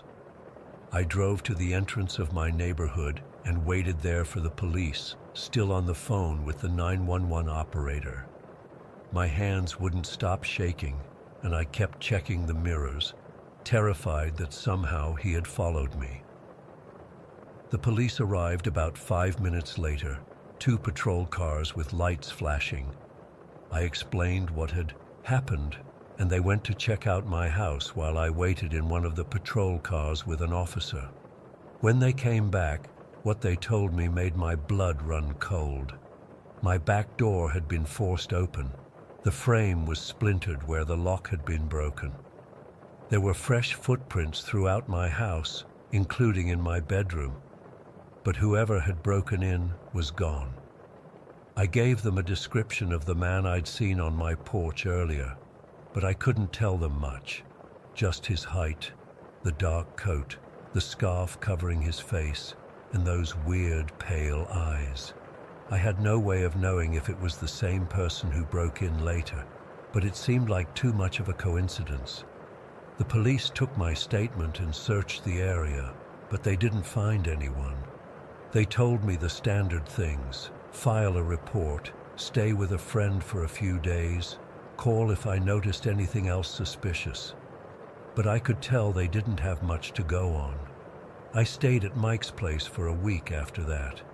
When I finally went back home, I installed a security system, new deadbolts, motion sensor lights, the works. But none of it makes me feel safe. The worst part is not knowing who he was, not knowing what he wanted, not knowing if he was looking for someone named David or Daryl, or if that was just a cover when I caught him sitting there, not knowing if he'll come back. Sometimes I wonder what would have happened if I hadn't gotten that call from Mike. Would I have stayed home all evening? Would the man have tried to break in while I was there? Or was he watching the house, waiting for me to leave so he could get inside? I still live in the same house, but I'm looking to move as soon as my lease is up. I can't sleep through the night anymore. Every noise makes me jump. I keep seeing those footprints in the snow leading right into my yard, right into my life. And sometimes, when I'm driving home from work and it's getting dark, I find myself scanning the porches of houses as I pass, looking for a tall figure in a dark coat, sitting and waiting for someone to open their door. Story 8. I still can't explain what happened to us in El Yunque. This was 5 years ago during spring break of my junior year at UPR, but I remember it like it was yesterday. Maria and I had been dating for almost 2 years at that point. She was this fiery, adventurous Puerto Rican girl who was always pushing me out of my comfort zone. I was more cautious, the type to read warning signs and actually follow them. We'd been planning this day hike through El Yunque National Forest for weeks. Maria grew up on the island, but had only been to the rainforest a couple times with family, and I'd never been, despite studying in Puerto Rico for almost 3 years. The weather was perfect that day, warm but not too humid, with these amazing fluffy clouds overhead. We packed light, just water, some snacks, a small bottle of Bacardi, Maria's idea, our phones, and a cheap digital camera. When we got to the visitor center around 10 in the morning, we found out the trail we'd planned to hike, La Mina, was closed for maintenance. Something about a landslide making it dangerous. There were signs and these orange plastic barriers blocking the trailhead. I remember being disappointed but ready to try one of the other trails the ranger suggested. Maria had other ideas. Come on, Michael. Everyone's going to be on those other trails now. La Mina will be completely empty. We'll have the whole place to ourselves, she whispered as we walked away from the information desk. I immediately said no. I'm not usually a rule breaker, especially when it comes to safety stuff. But Maria kept pushing, saying the rangers were probably just being overly cautious, that it would be an adventure, that we'd have the trail all to ourselves. She had this way of looking at me that always wore me down. "If it looks dangerous at all, we turn back immediately," I finally said, and her face lit up with that smile that always made my heart skip. We waited until the rangers were busy with other visitors, then slipped past the barriers when nobody was looking. The guilt hit me right away, but the excitement of doing something forbidden together was honestly a bit of a rush too. The first part of the trail was gorgeous. The forest was so dense and green it was almost overwhelming. The canopy overhead filtered the sunlight into these dappled patterns on the ground. There were these massive ferns and vines hanging everywhere, and you could hear the constant background noise of water running and birds calling. We hadn't seen a single other person since entering the trail. After hiking for maybe 45 minutes, we found this perfect little spot next to the trail, where a fallen tree created a natural bench overlooking a small cascade. We sat down, shared a few swigs of rum from our water bottles, and just took in the scenery. Maria was taking pictures and laughing, pointing out colorful birds I'd never have noticed on my own. It was honestly one of the most peaceful moments of my life. Then everything changed in an instant. Maria had gotten up to take a picture of some flower when she let out this scream that made my blood freeze. It wasn't a startled yelp or a shriek of surprise. It was pure terror. I jumped up and ran to her, thinking she'd seen a snake or maybe slipped near the edge of the trail. Instead, she was standing rigid, pointing at something on the ground. There, right in the middle of the trail, was a mongoose, decapitated. The head was completely separated from the body, maybe a foot away. The cut was clean, like it had been done with a knife. There was blood around it, but not as much as you'd expect, like it had happened recently, but not right before we found it.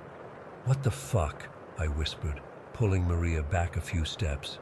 "What the fuck is this?" Maria was shaking. "Someone did this," she said. "Someone just did this." The realization that this wasn't a natural predator kill hit me hard. The cut was too clean. And mongooses aren't native to the rainforest. They were introduced to the island to control rats in sugarcane fields. Someone had brought this animal here, killed it, and left it displayed on the trail.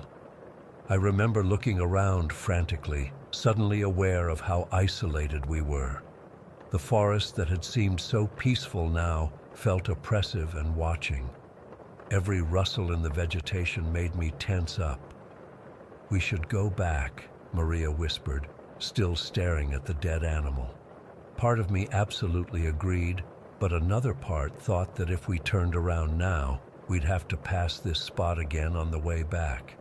At least if we continued forward, we could take a different trail back to the visitor center. "Let's keep going," I said, trying to sound calmer than I felt. "We'll put some distance between us and this. Then we can cut over to one of the other trails and loop back to the parking lot." Maria hesitated but nodded. I took her hand and we stepped carefully around the mongoose, both of us looking away. The mood had completely changed. We weren't talking anymore, just moving quickly and quietly, listening for any sound that seemed out of place. The trail started to feel different too. Maybe it was just our nerves, but the forest seemed darker, the sounds more ominous. What had been beautiful bird calls now sounded like warnings. The humidity felt suffocating. After another 20 minutes of tense hiking, Maria stopped suddenly. "I don't feel good, Michael," she said quietly. Her face was pale and she was still trembling slightly. "I want to go back." "But if we go back..."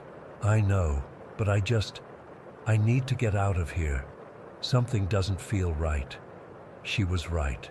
Nothing about this felt right anymore. I nodded and we turned around, heading back the way we came.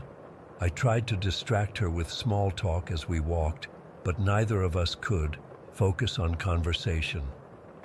We were both listening, watching the trees, jumping at every sound. As we approached the area where we'd found the mongoose, I squeezed Maria's hand. "Just keep your head down and walk past quickly," I told her. "Don't look at it." We rounded the bend in the trail where the mongoose had been, both of us tensed and ready to hurry past. But the mongoose wasn't there anymore. The blood was still visible, a dark stain on the dirt, but the animal was gone. Both body and head had vanished. "Where is it?" Maria whispered, her nails digging into my palm. "Michael, where did it go?" I shook my head, scanning the ground around us. That's when Maria gasped and pointed up. Hanging from a branch about 7 feet off the ground was the mongoose. Someone had strung it up with what looked like thin twine, tying its paws together so it dangled like some sick ornament. The head had been reattached, but poorly, slightly askew and dripping with some kind of thick, greenish liquid. The worst part was that it was slowly rotating in the light breeze, as if whoever had done this wanted to make sure we could see it from every angle. Maria screamed. Not a short scream, but a sustained sound of pure horror that seemed to echo through the trees. I clamped my hand over her mouth, suddenly terrified that whoever had done this might hear us. "We need to run," I whispered in her ear. "Right now." I grabbed her wrist and we started moving, first at a fast walk and then breaking into a full sprint. The trail was uneven and slippery in places, but fear kept us going. My lungs were burning and Maria was sobbing as she ran, but we didn't slow down. We'd been running for maybe 5 minutes when we heard it, a scream from somewhere behind us on the trail. Not an animal sound, but unmistakably human. A woman's scream, high-pitched and terrified, the kind of sound someone makes when they're being attacked. We froze for a split second, looking at each other in horror.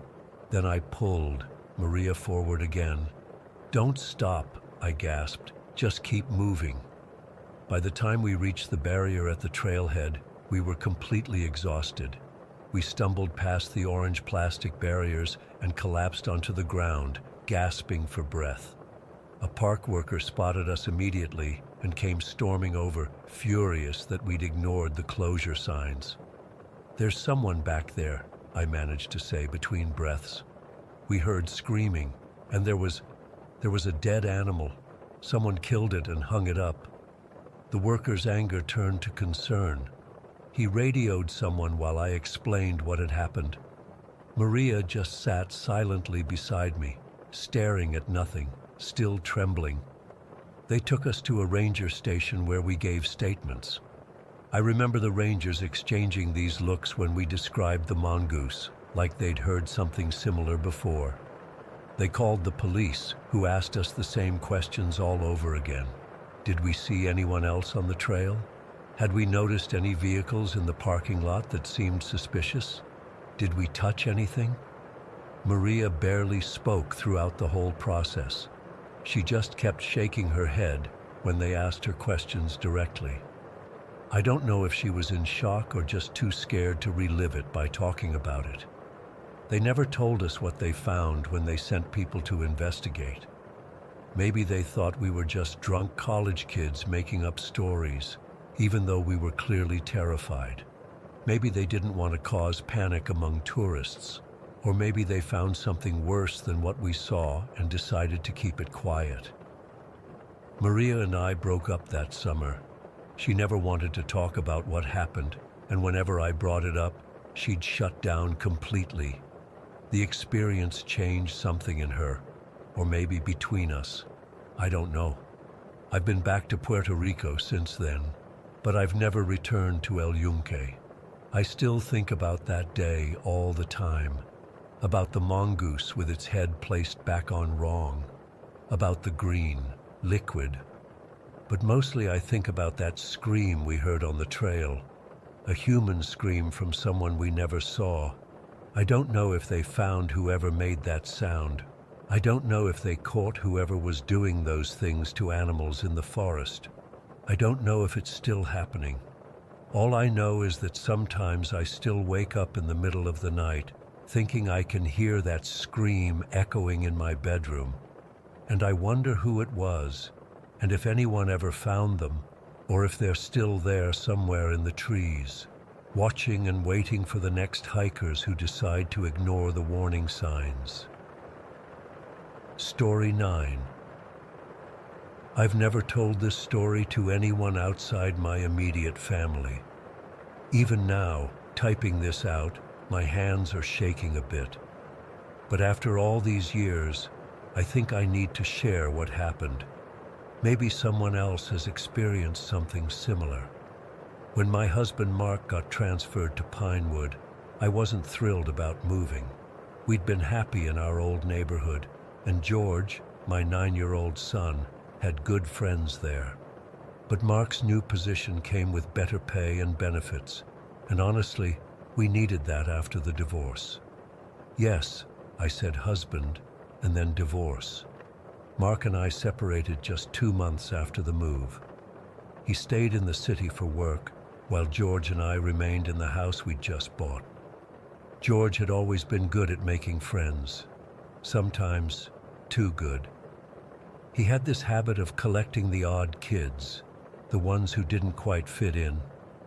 I used to joke that he ran a little island of misfit toys, so when he started at Pinewood Elementary, I wasn't surprised when he came home talking about this boy Sebastian, who sat alone at lunch. "He's really smart, Mom," George told me while munching on his after-school snack. "He knows all about stars and planets and stuff." I was just happy he was adjusting.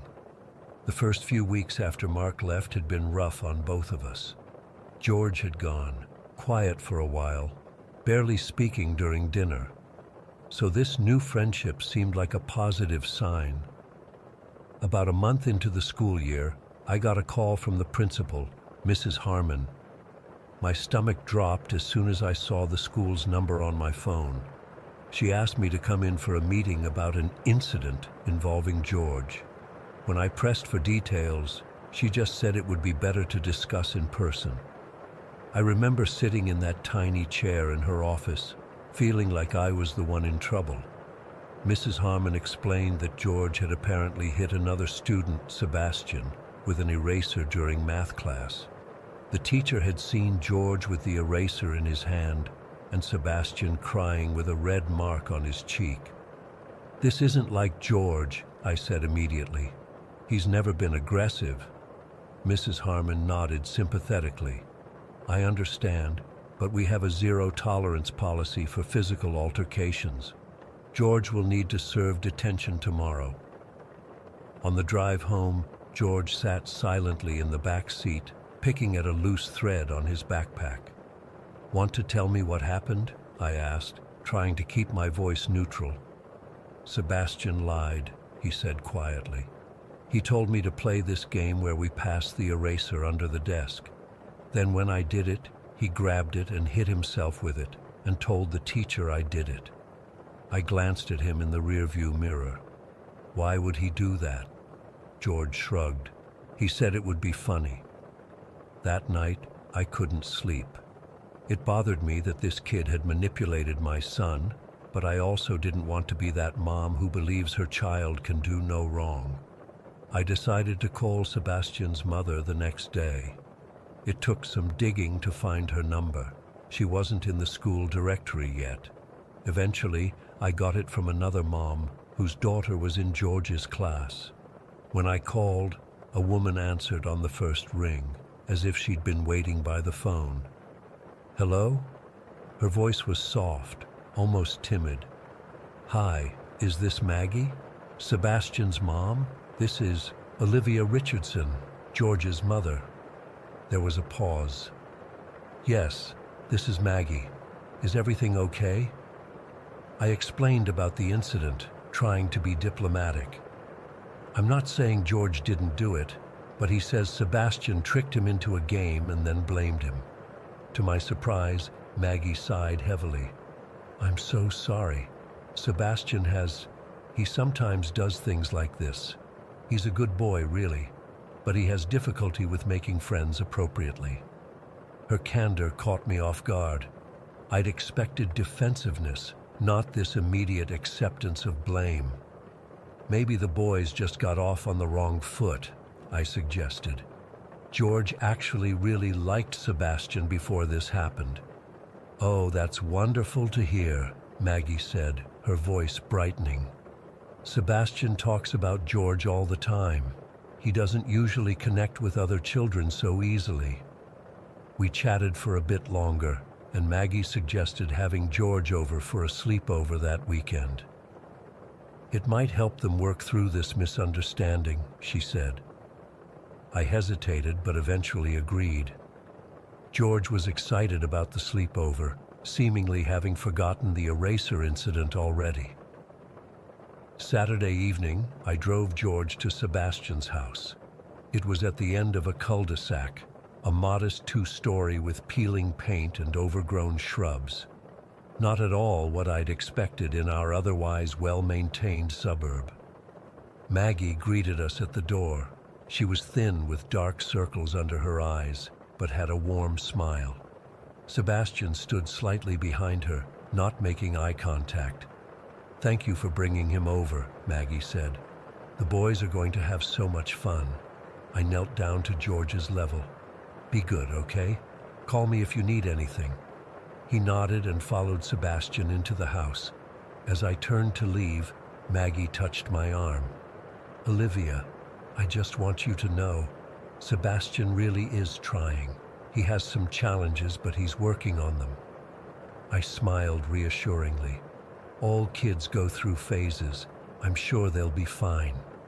I wish I'd paid more attention to the unease I felt leaving that house.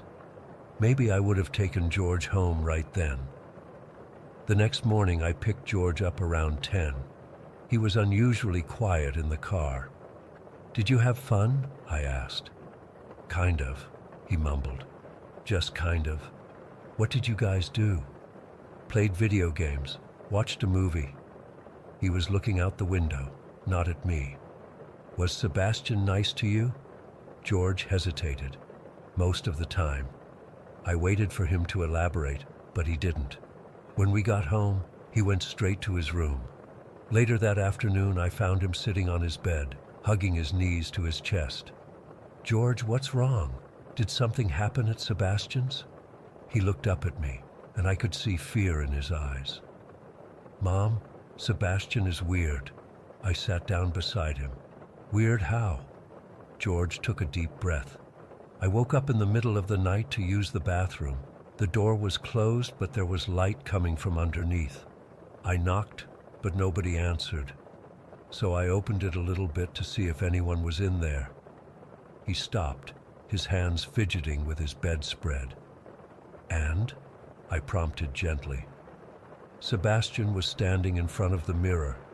He had candles lit all around the sink.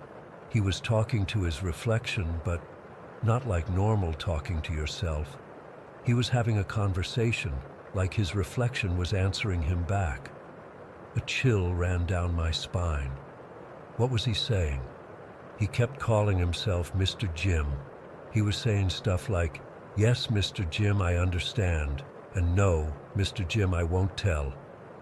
Then he saw me in the mirror and turned around super fast. His face looked different, like it wasn't Sebastian anymore. I tried to keep my expression neutral, though my heart was racing. "What did he do when he saw you?" He just stared at me for a second, then smiled really big and said I should go back to bed. So I did. But later, I woke up again, and he was standing over me, whispering. "Whispering what?" George shook his head. "I don't know. It wasn't English. It didn't sound like any language I've ever heard. It was like clicking sounds and humming, and his eyes were all weird, like they were too big for his face." I pulled George into a hug, feeling him trembling against me. "Why didn't you call me?" "I was scared," he whispered.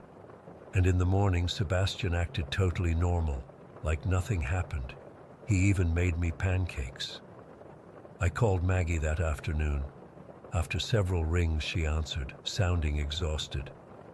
"Olivia, I'm so sorry," she said before I could even explain why I was calling. "Sebastian told me what happened." "He did?" I was surprised. "What did he say?" Maggie was quiet for a moment. "He admitted to scaring George. The candles, the mirror thing. He gets these ideas sometimes. He's been seeing a psychiatrist for years." "What exactly is going on with Sebastian?" I asked, trying to keep my voice steady. Another long pause. "The doctors aren't entirely sure. Possibly multiple personality disorder, possibly something else. He's been on medication, but sometimes he stops taking it without me knowing." Her voice cracked. "We've moved twice already because of incidents at his previous schools. I thought this time would be different." I felt a mix of emotions, sympathy for this struggling mother, fear for my son, and anger that she'd invited George over without warning me about Sebastian's condition. "I'm sorry you're going through this," I said carefully, "but I wish you'd told me before the sleepover." "I know," she whispered. "I just wanted him to have a friend." After that conversation, I told George he didn't have to play with Sebastian anymore, but he shouldn't be mean to him either. George seemed relieved. 3 days later, the school called again. This time, Sebastian had physically attacked another student during recess, biting the child's arm hard enough to draw blood. He was expelled immediately. I tried calling Maggie to check on her, but her phone had been disconnected. That weekend, driven by concern and curiosity, I drove by their house. There was a "for rent" sign in the yard. The windows were bare, no curtains, no furniture visible. They were gone. I asked around the neighborhood, but no one seemed to know much about them. One elderly neighbor mentioned seeing a moving truck very early Thursday morning, but couldn't recall the company name. Another said they'd barely ever seen Sebastian or his mother in the 3 months they'd lived there. Most disturbing of all, when I contacted the school to get their forwarding address to send a card, the secretary told me they had no record of where the family had gone. No transfer papers had been requested for Sebastian. It was as if they'd vanished into thin air. I even tried searching for them online, but found nothing. No social media profiles for Maggie, no mention of them anywhere. The real estate agent who'd handled the rental property said they'd paid 6 months' rent in advance, in cash, and had left without notice. That was 6 years ago. George is 15 now and has largely forgotten about Sebastian. Sometimes I wonder if I imagined the whole thing, but then I remember the fear in my son's eyes that day. I still drive by that house sometimes. Different families have lived there over the years. None have stayed longer than a year. Maybe that's just coincidence, but sometimes, late at night, I find myself wondering about Sebastian and Mr. Jim. I wonder what might have happened to my son that night while he slept. And I wonder where Sebastian is now, what dark path he might be walking, and if there's another mother somewhere listening to her child describe a strange new friend who talks to his reflection in the mirror. Story 10. I'm still trying to process what happened last weekend. I can't sleep. I jump at every noise, and I'm convinced someone's watching me even in my own apartment. I need to get this off my chest, so maybe typing it out will help. My girlfriend Tiki and I have been together for about 3 years now. We both love the outdoors, hiking, camping, you name it. Last month, we decided to plan a desert camping trip. I've always been pretty experienced with outdoor survival. Grew up hunting with my dad, did a lot of backpacking in my 20s. Tiki got into it after we met, and she's become just as passionate about it. We wanted to get away from everything. No cell service, no people, just us and the stars. That was the main draw, the stars. If you've never been far enough from civilization to see the night sky without light pollution, you're missing out. At least, that's what I used to think. Now I'm not sure I ever want to be that isolated again. We picked a spot about 3 hours from the nearest town, way out in the desert. The last hour of driving was on dirt roads, and the final 20 minutes wasn't even on a road at all, just driving across hard-packed sand, using GPS coordinates I'd found on an obscure camping forum. The spot was supposed to have amazing views and complete isolation. When we arrived Thursday afternoon, it was perfect. A flat area for our tent surrounded by some larger rock formations that would block the wind. No sign that anyone had camped there recently, or maybe ever.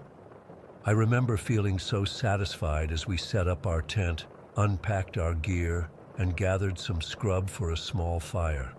That first night was exactly what we wanted. We grilled some steaks on our portable camp stove, drank a couple beers, and laid on a blanket staring up at the incredible canopy of stars. The Milky Way was so vivid it looked like someone had painted it across the sky. Around 11, we heard a sound in the distance, kind of a scream, but definitely animal. Maybe a coyote or mountain lion. It was far enough away that we just exchanged glances and shrugged it off. Nature's nightlife, Tiki had said, squeezing my hand. We didn't give it another thought. The second day was spent hiking around the area, exploring the rock formations, taking pictures, and just enjoying being disconnected. No emails, no calls, no social media.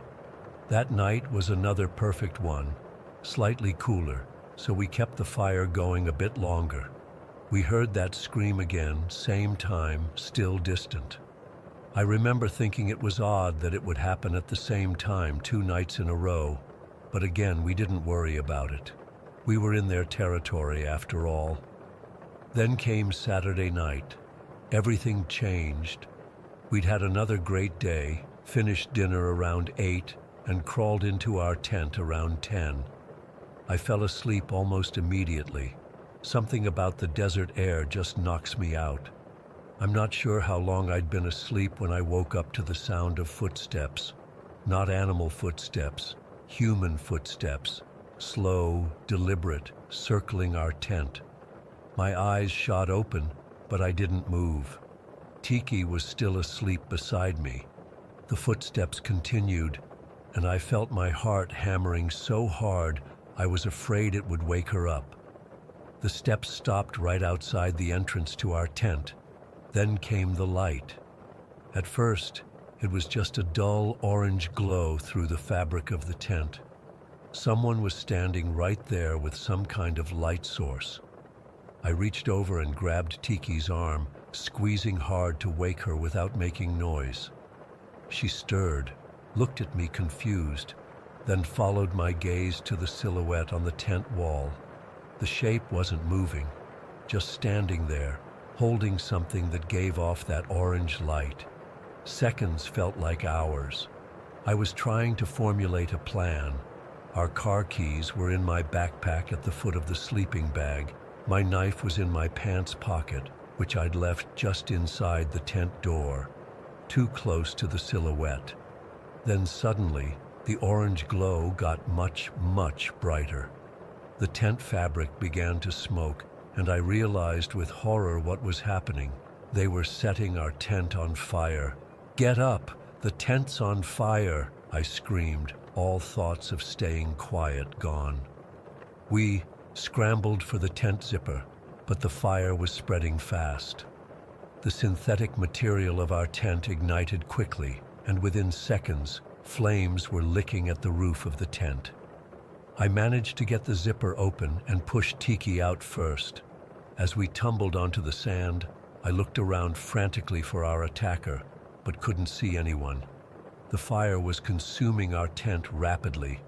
I ran to our cooler and grabbed our large water jug, dumping it over the burning tent.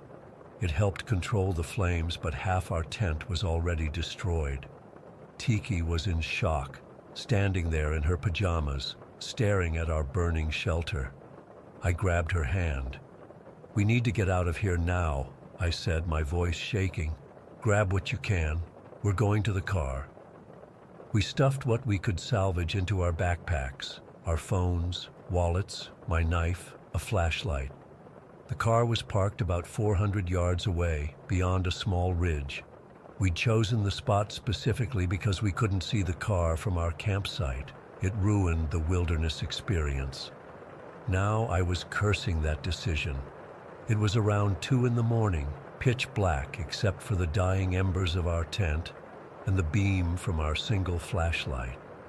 We started moving quickly toward where we thought the car was, but in the darkness and panic, everything looked different. The rock formations I'd used as landmarks during the day were just looming shadows now. That's when we heard it again, that scream. But this time, it wasn't distant. It was close, and it didn't stop. It went on and on, this inhuman wailing sound that made my skin crawl. Then another scream joined it, from a different direction. Then another. "What the hell is that?" Tiki whispered, her fingers digging into my arm. "I don't know, but we need to move," I replied, trying to keep my voice steady. "The car should be just over that ridge." We started moving faster, practically jogging, the beam of the flashlight bouncing wildly in front of us. The screams continued, seeming to come from all around us now. They didn't sound like any animal I'd ever heard. They almost sounded coordinated, like they were communicating. My mind was racing with terrifying possibilities. Was this some kind of sick hunting game? Were there people out here who lured campers to this remote spot to hunt them for sport? It seemed insane, but so did setting a stranger's tent on fire in the middle of nowhere. We crested a small hill, and I felt a surge of relief when the flashlight beam caught the reflection of our car's windshield. It was still about 200 yards away, but just seeing it gave me hope. That's when I noticed the flashlight beam reflecting off something else too. Eyes. Multiple pairs of eyes, low to the ground, between us and the car. They weren't animal eyes. They were too high up, and they were moving in a way that suggested bipedal motion. "Run," I said to Tiki, not even trying to be quiet anymore. "Run!" We sprinted toward the car, the screams getting louder and more frenzied. I fumbled with the keys, nearly dropping them in my panic. Behind us, I could hear movement, fast, getting closer. I didn't look back. I couldn't look back. I finally got the car door unlocked, and we threw ourselves inside, locking the doors immediately. My hands were shaking so badly, I could barely get the key in the ignition. The screams were right outside the car now, and I caught glimpses of movement in the darkness around us. The engine roared to life, and I floored it, not caring about the rough terrain. Rocks and scrub thumped against the undercarriage as we bounced and skidded across the desert. I didn't slow down until we hit the dirt road, and even then, I was pushing the car to its limits. When we finally reached the paved highway and saw the headlights of another car passing by, I pulled over and just sat there, both of us breathing heavily, trying to process what had just happened. We reported everything to the police in the nearest town, but they seemed skeptical. They suggested it might have been other campers playing a prank, or that the fire could have started from embers from our own campfire. They took our statements but didn't seem in any hurry to investigate. It's been 5 days now. I keep replaying that night in my head, the footsteps, the orange glow, the screams coming from multiple directions, the eyes reflecting in our flashlight beam. I'm convinced that if we hadn't found the car when we did, we would have been killed out there. Our bodies would probably never have been found in that remote location. Tiki and I have barely spoken about it. I think we're both afraid that putting it into words will make it more real somehow. But I keep thinking about those screams, how they happened at the same time each night, getting closer, like they were testing our reactions or lulling us into a false sense of security. I've searched online for similar experiences in that area, but found nothing concrete. Just vague warnings on some forums about avoiding camping alone in certain parts of the desert. I don't know if what hunted us was human, animal, or something else entirely. All I know is that I'm never going back there, and I'm not sure I'll ever feel safe camping again. If you're planning a desert trip, stick to established campgrounds. Don't go looking for isolation, because sometimes you're not as alone out there as you think you are. And whatever's out there in the darkness, it might be hunting you. Story 11.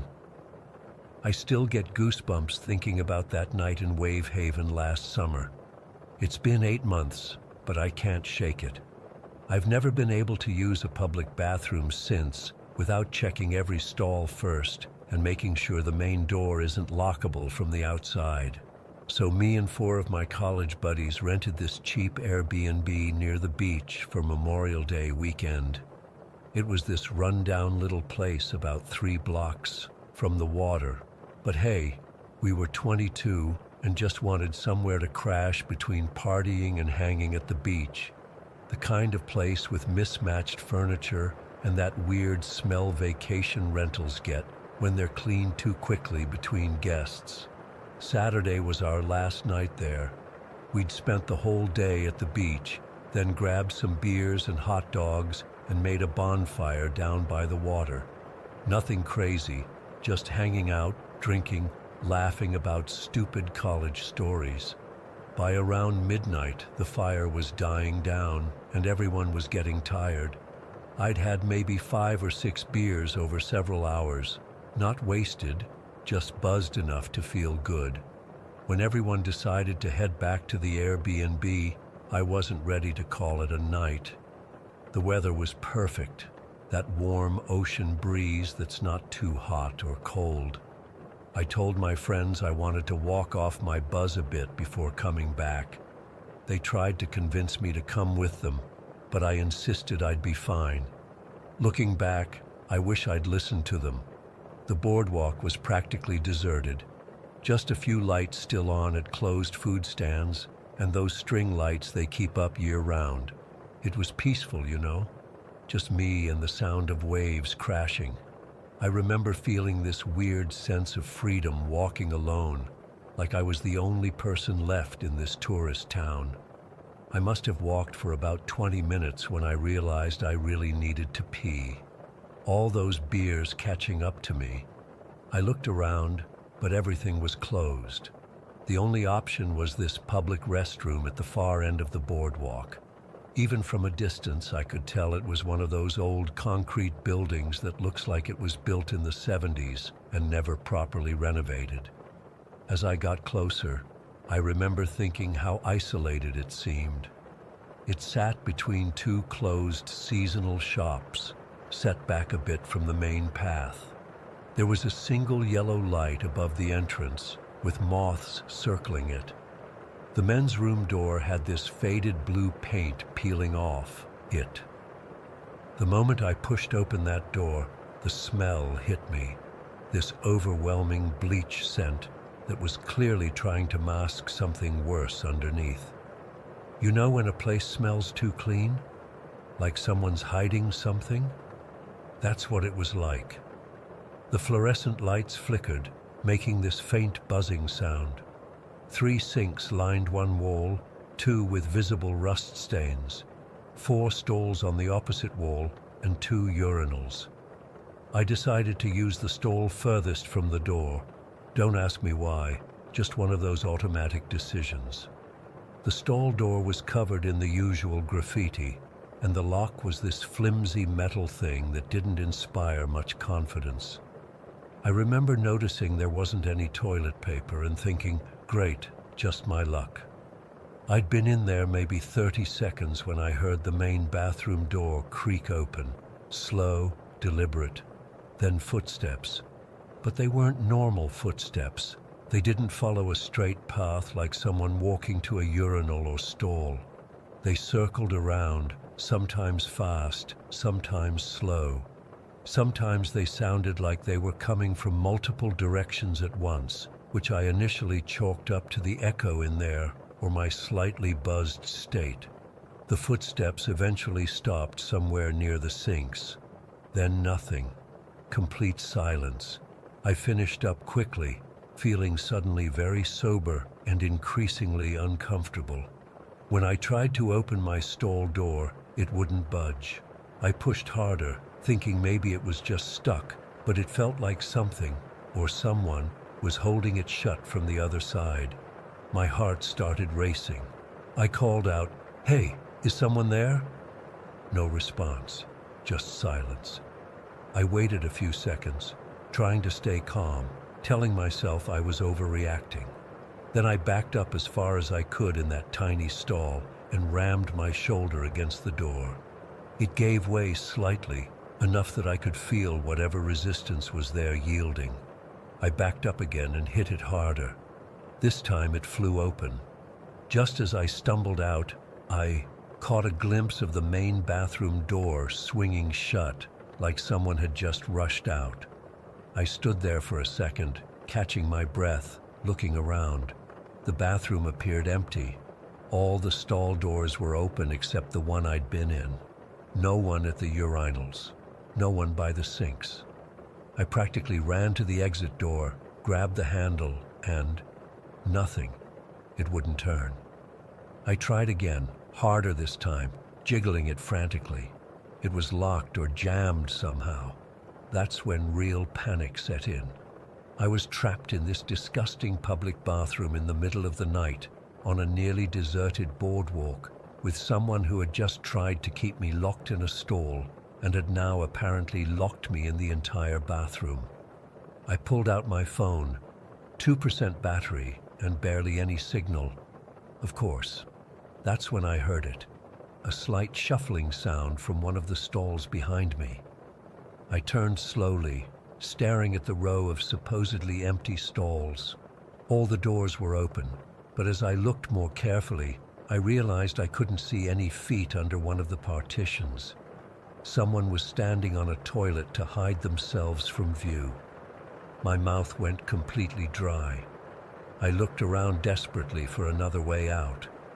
There was a small, grimy window high up on the wall near the ceiling, the kind that tilts open for ventilation.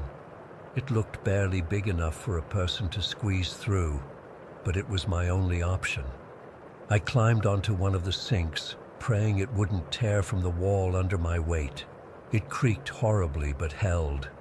The window was caked with years of grime and salt from the ocean air. I pushed against it, and it resisted at first, then suddenly gave way, tilting inward. Fresh air rushed in, and I could see the dark parking lot behind the building, about 7 feet below. I was halfway through the window, awkwardly positioned with my upper body outside and my legs still inside, when I heard a stall door bang open behind me. I didn't look back. I didn't need to. I could feel someone rushing toward me.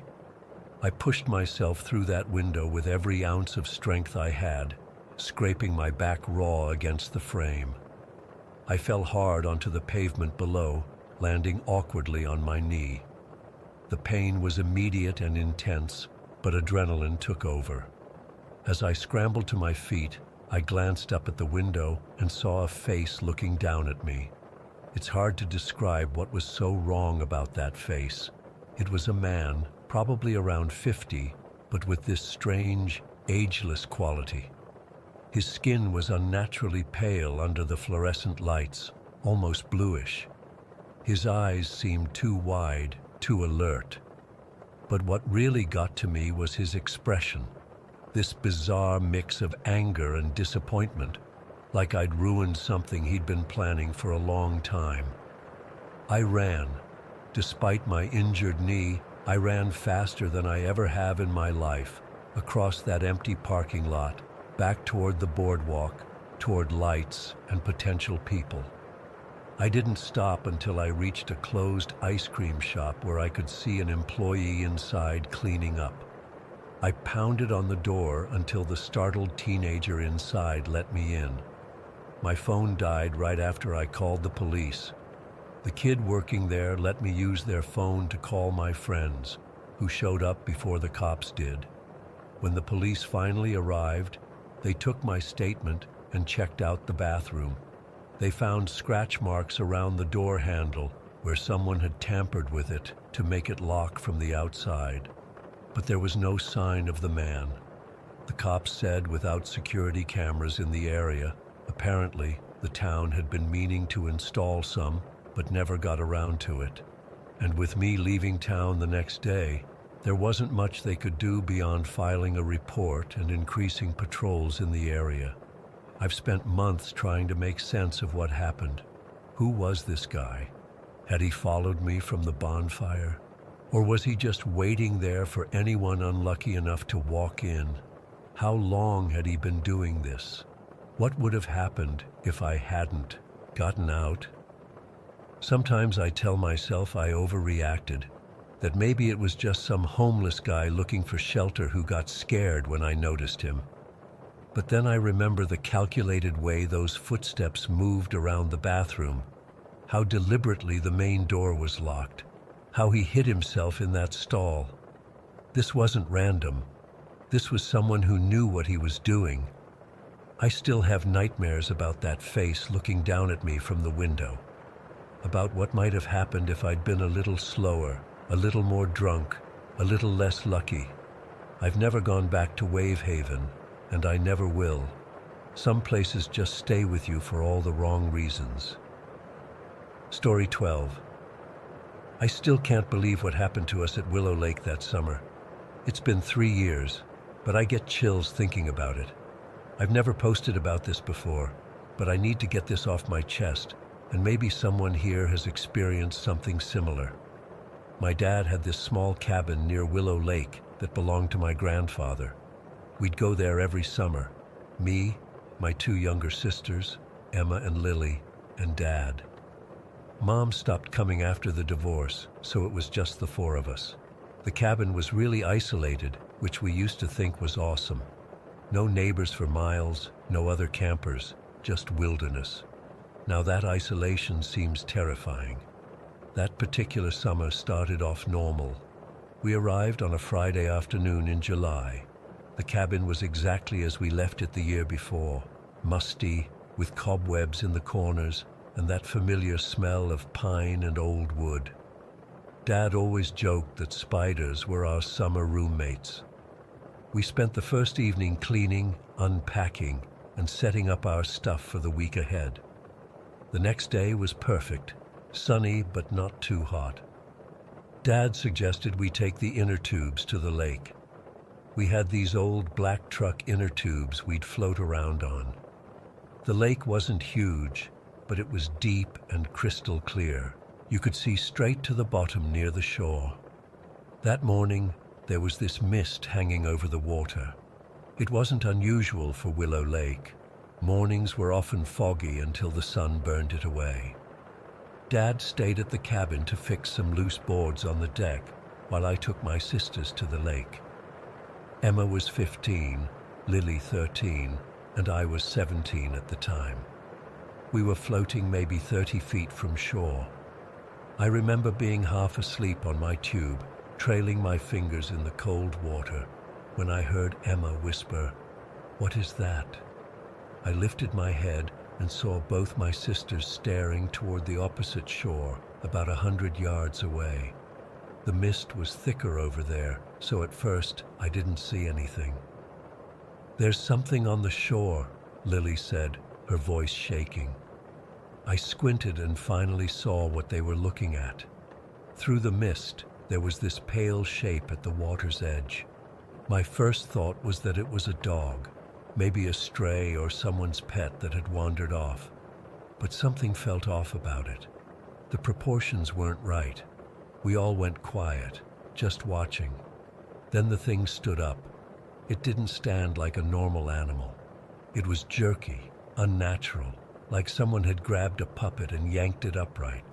It was still on all fours, but its front legs, or arms, I don't know, were extended in a way that made it much taller than any dog should be. It was pale, almost hairless looking. Then it turned its head toward us. Even from that distance, I could see its eyes. They were just wrong. Deep, dark, empty. Not animal eyes, not human eyes either. Just these black voids that seemed to be staring right at us. Emma started crying quietly. I remember reaching out and grabbing her tube to pull her closer. The thing stayed perfectly still for what felt like forever, but was probably only seconds. Then it dropped back down on all fours and bolted into the trees. It didn't move like a dog or a deer or anything I've ever seen. It was fast, unnaturally fast, and the way it moved was all wrong, like its joints bent in directions they shouldn't. "Let's go back," I said, and we all started paddling frantically toward our shore. When we got to the cabin, we told Dad what we saw. He listened carefully, but then suggested it was probably just a deer or maybe even a bear standing on its hind legs. He reminded us that things can look strange in the mist, and distances can be deceptive over water. I wanted to believe him. We all did. But I knew what I saw wasn't a deer or a bear. The rest of the day passed without incident. We played board games, Dad grilled burgers, and we tried to forget about what happened. That night, we decided to sleep in the large tent we'd set up in the clearing beside the cabin. It was something we did every summer. Dad called it our wilderness night. Usually it was fun, listening to the forest sounds and telling stories before falling asleep. We were all in our sleeping bags around 11. Dad had a small battery-powered lantern that cast this soft yellow glow inside the tent. Outside, it was pitch black. There was no moon that night, and the forest around us was dense enough that even starlight barely filtered through. I was almost asleep when I heard it, footsteps in the dry leaves around the tent. At first, I thought it was a raccoon or maybe a deer. The footsteps were light but deliberate. They circled the tent once, slowly, then stopped. "Dad," I whispered, "do you hear that?" He was already awake, sitting up in his sleeping bag. "Probably just an animal," he said, but I could tell by his voice that he wasn't convinced. The footsteps started again, circling our tent. This time they were faster, and they didn't sound like an animal anymore. They were too rhythmic, too purposeful. Emma and Lily were awake now, too. Emma grabbed my arm so tight it hurt. "What is it?" Lily asked, her voice small and terrified. "Nothing to worry about," Dad said, but he reached for the hunting knife he always kept in his backpack. The footsteps stopped again, and the silence that followed was worse than the noise. It was the kind of silence that feels like pressure against your ears. We all held our breath, waiting. That's when we heard it. A low, rumbling growl that didn't sound like any animal I'd ever heard. It wasn't a bear or a wolf or a mountain lion. It was deeper, almost like it was coming from something with a chest twice the size of a human's. But there was this strange quality to it that made the hair on my arm stand up. It sounded wrong, like it was trying to mimic an animal sound but couldn't quite get it right. Dad grabbed one of the empty beer bottles he'd brought to the tent and threw it hard into the trees where the growl had come from. We heard the glass shatter against something. For a few seconds, there was silence again. Then something hit the side of our tent with a dull thud. At first, I thought it was a rock, but when Emma screamed, I saw what it was. A shard of the same beer bottle covered in dirt like it had been driven into the ground and pulled back out. It had sliced through the tent fabric and cut Emma's arm. Not deep, but enough to draw blood. "What the hell?" Dad whispered, his face pale in the lantern light. The footsteps started again, but this time they were running, circling our tent faster and faster. It sounded like whatever it was had uneven, awkward steps, but it was moving with incredible speed. The ground seemed to shake slightly with each footfall. Lily was sobbing now, and Emma was pressing her sleeve against the cut on her arm. Dad had his knife out, though what good it would do against whatever was out there, I don't know. "Don't make a sound," he whispered. The circling continued for what felt like hours. Sometimes it would slow down, almost stop, and we'd hear that deep, wrong growling again, closer to the tent wall. Other times it would speed up until it sounded like there were multiple things running around us. At one point, something brushed against the tent, not hitting it, but like it was running its hand, paw, along the fabric as it passed. I remember the tent material dimpling inward in a line about 5 feet long, like something with long fingers was dragging them along the side. None of us slept. We sat huddled together in the middle of the tent, Dad with his knife pointed at the entrance, the rest of us too terrified to move. I remember my bladder was bursting, but there was no way in hell I was going outside. The footsteps and growling continued on and off all night. Sometimes there would be silence for 20 or 30 minutes, and we'd start to hope it was gone. Then it would start again. That uneven circling, that wrong growl. When the first light of dawn finally came, everything stopped. The forest went quiet in that normal early morning way. Birds started chirping. It was like whatever had been terrorizing us all night just vanished. Dad unzipped the tent and looked outside. Nothing, just our normal campsite, the trees, the path leading down to the lake. But there were footprints in the dirt around our tent. Weird, uneven impressions that didn't look like any animal tracks I've ever seen. Some looked almost human, but too large and with the wrong number of toes. Others were more animal-like, but with this strange drag mark beside them. We packed up in record time. Nobody said much. Emma's arm had stopped bleeding, but the cut was angry and red. Dad poured some whiskey on it to clean it and wrapped it in a bandana. As we were loading the car, I looked toward the lake. The morning mist was still heavy over the water, but for a second, I thought I saw that pale figure again, standing at the far shore, watching us. By the time I blinked and looked harder, it was gone. Maybe it was never there. Maybe it was just a trick of the light on the fog. I don't know.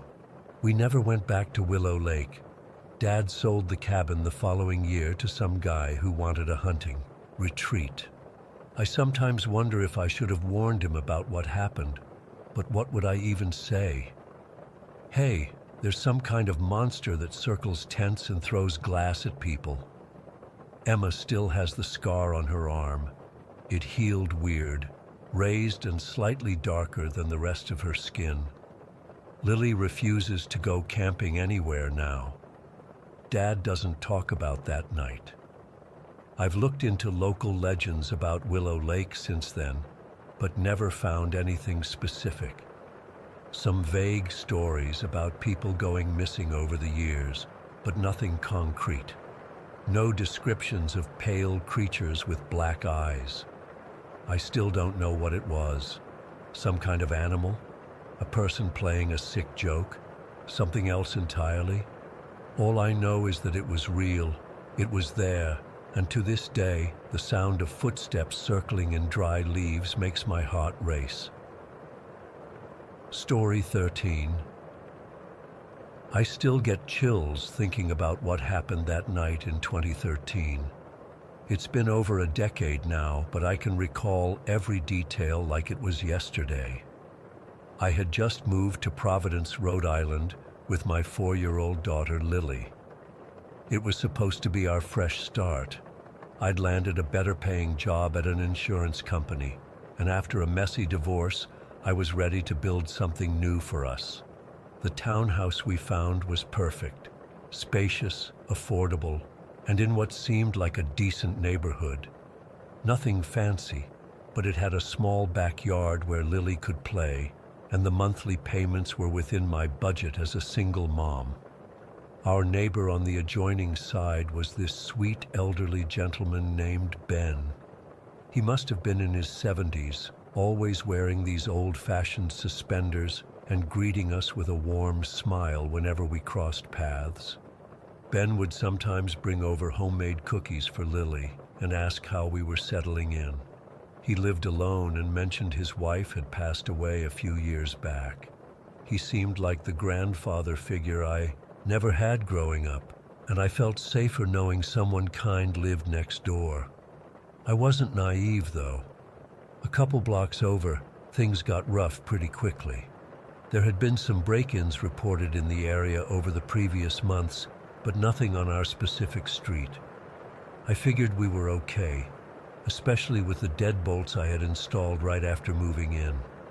About a week before it happened, I was scrolling through Facebook late one night after putting Lily to bed. I came across one of those safety tip posts that usually make me roll my eyes. You know the ones? The kind of advice that feels paranoid and over the top? This particular post suggested keeping your car keys by your bedside so that if you hear an intruder, you can press the panic button and set off your car alarm to scare them away or alert neighbors. I don't know why, but something made me take this advice seriously. Maybe it was being in a new place or being solely responsible for my daughter's safety. Whatever the reason, I started keeping my keys on my nightstand each night before bed. It wasn't something I'd ever done before. I used to just toss them in a bowl by the front door. On that night, it was a Tuesday in early November, I was up reading in bed around 11:30. Lily had been asleep for hours in her room down the hall. I remember it was unusually cold for early November, and I had the heat cranked up higher than I normally would. While reading, I heard what sounded like a car door closing outside. Nothing alarming, just that distinctive thunk sound. But something about it made me uneasy. I got up and peeked through my bedroom window, which faced the street. I didn't see anything unusual, just the empty street with cars parked along both sides, dimly lit by streetlights. No movement, no people walking around, nothing out of place. I told myself I was being paranoid and got back in bed. I'd been having trouble sleeping in the new place, so I took a melatonin tablet, finished my chapter, and switched off my bedside lamp around midnight. I remember checking the baby monitor one last time. Lily was sound asleep, clutching her favorite stuffed rabbit. I must have fallen asleep quickly, because the next thing I remember was jolting awake to what felt like an earthquake. My entire room seemed to shake with a loud thud that vibrated through the wall. I shot upright, my heart instantly racing. My first thought was that something had fallen over, maybe a bookshelf? But the sound came from the shared wall with Ben's place. I checked my phone, 3:17 a.m. My parental instincts kicked in immediately, and I rushed to Lily's room. She was still fast asleep, completely undisturbed. I stood there for a moment, watching her breathe peacefully, trying to calm myself down. Maybe I had dreamed the noise. That's when I heard another bang, not as loud as the first one, but definitely real.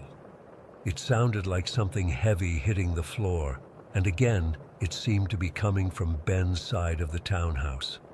My stomach knotted with dread. Something was wrong. Should I call Ben to check on him? Should I call the police? It was the middle of the night. What if he had just knocked something over and I was overreacting? The last thing I wanted was to be that hysterical new neighbor who called the cops over nothing. I remembered my car keys on the nightstand and grabbed them, clutching them tightly in my sweaty palm as I crept downstairs. Every creak of the floorboards sounded deafening in the silence. I checked all the doors and windows on the first floor. Everything was locked up tight. I stood in my dark living room, listening intently, my finger hovering over the panic button on my key fob, ready to press it at the slightest sound. Minutes passed. Nothing. No more thuds, no voices, no unusual sounds at all. Just the normal hum of the refrigerator and the occasional car passing on the main road a block away. After about 15 minutes of standing, frozen in my living room, I started to feel ridiculous. What was I doing? I was exhausted and probably just jumpy from being in a new place. I decided to go back to bed, but I kept my keys with me, placing them right next to my head on the pillow. It took forever to fall back asleep. I kept thinking I heard things, little creaks and shifts that were probably just the house settling. Eventually, the melatonin kicked in again, and I drifted off into an uneasy sleep. The next morning was a normal Wednesday. I got Lily ready for preschool, made her favorite breakfast, peanut butter toast cut into triangles, and drove her to school before heading to work. Nothing seemed out of the ordinary. I didn't even think about the noises from the night before until I got home that evening. As I pulled into my driveway around 5:30, I noticed several police cars parked in front of Ben's side of the townhouse. My heart sank immediately. I hurried inside to drop off my things and then went straight back out to see what was happening. One of the officers was standing near Ben's front door, and I approached him, explaining that I was the next-door neighbor. What he told me made my blood run cold. 3 men had broken into Ben's townhouse the previous night. They had tied him up at gunpoint and robbed him of thousands of dollars worth of valuables, electronics, and even his car. The officer said Ben had been tied up for over 12 hours before he managed to free himself enough to reach a phone and call for help. I felt sick as the officer continued. Based on the timeline Ben had given them, the break-in had occurred shortly after midnight. The thuds I heard, that was Ben being knocked to the floor and restrained. The men had gagged him, which explained why I didn't hear any cries for help. But the detail that haunts me most came next. Ben told the police that while the men were ransacking his home, one of them mentioned seeing a woman, me, looking out her window earlier. They had apparently been watching both our homes and decided to wait until my lights went off before breaking into Ben's place. They had seen me. They had waited for me to go to bed. They knew my daughter and I were home alone. I was allowed to see Ben briefly at the hospital later that evening. After arranging for a friend to watch Lily, I rushed over, consumed with guilt. He had a nasty bruise on his temple and looked exhausted, but he smiled when he saw me. I apologized over and over for not doing more, for not calling the police when I heard those noises.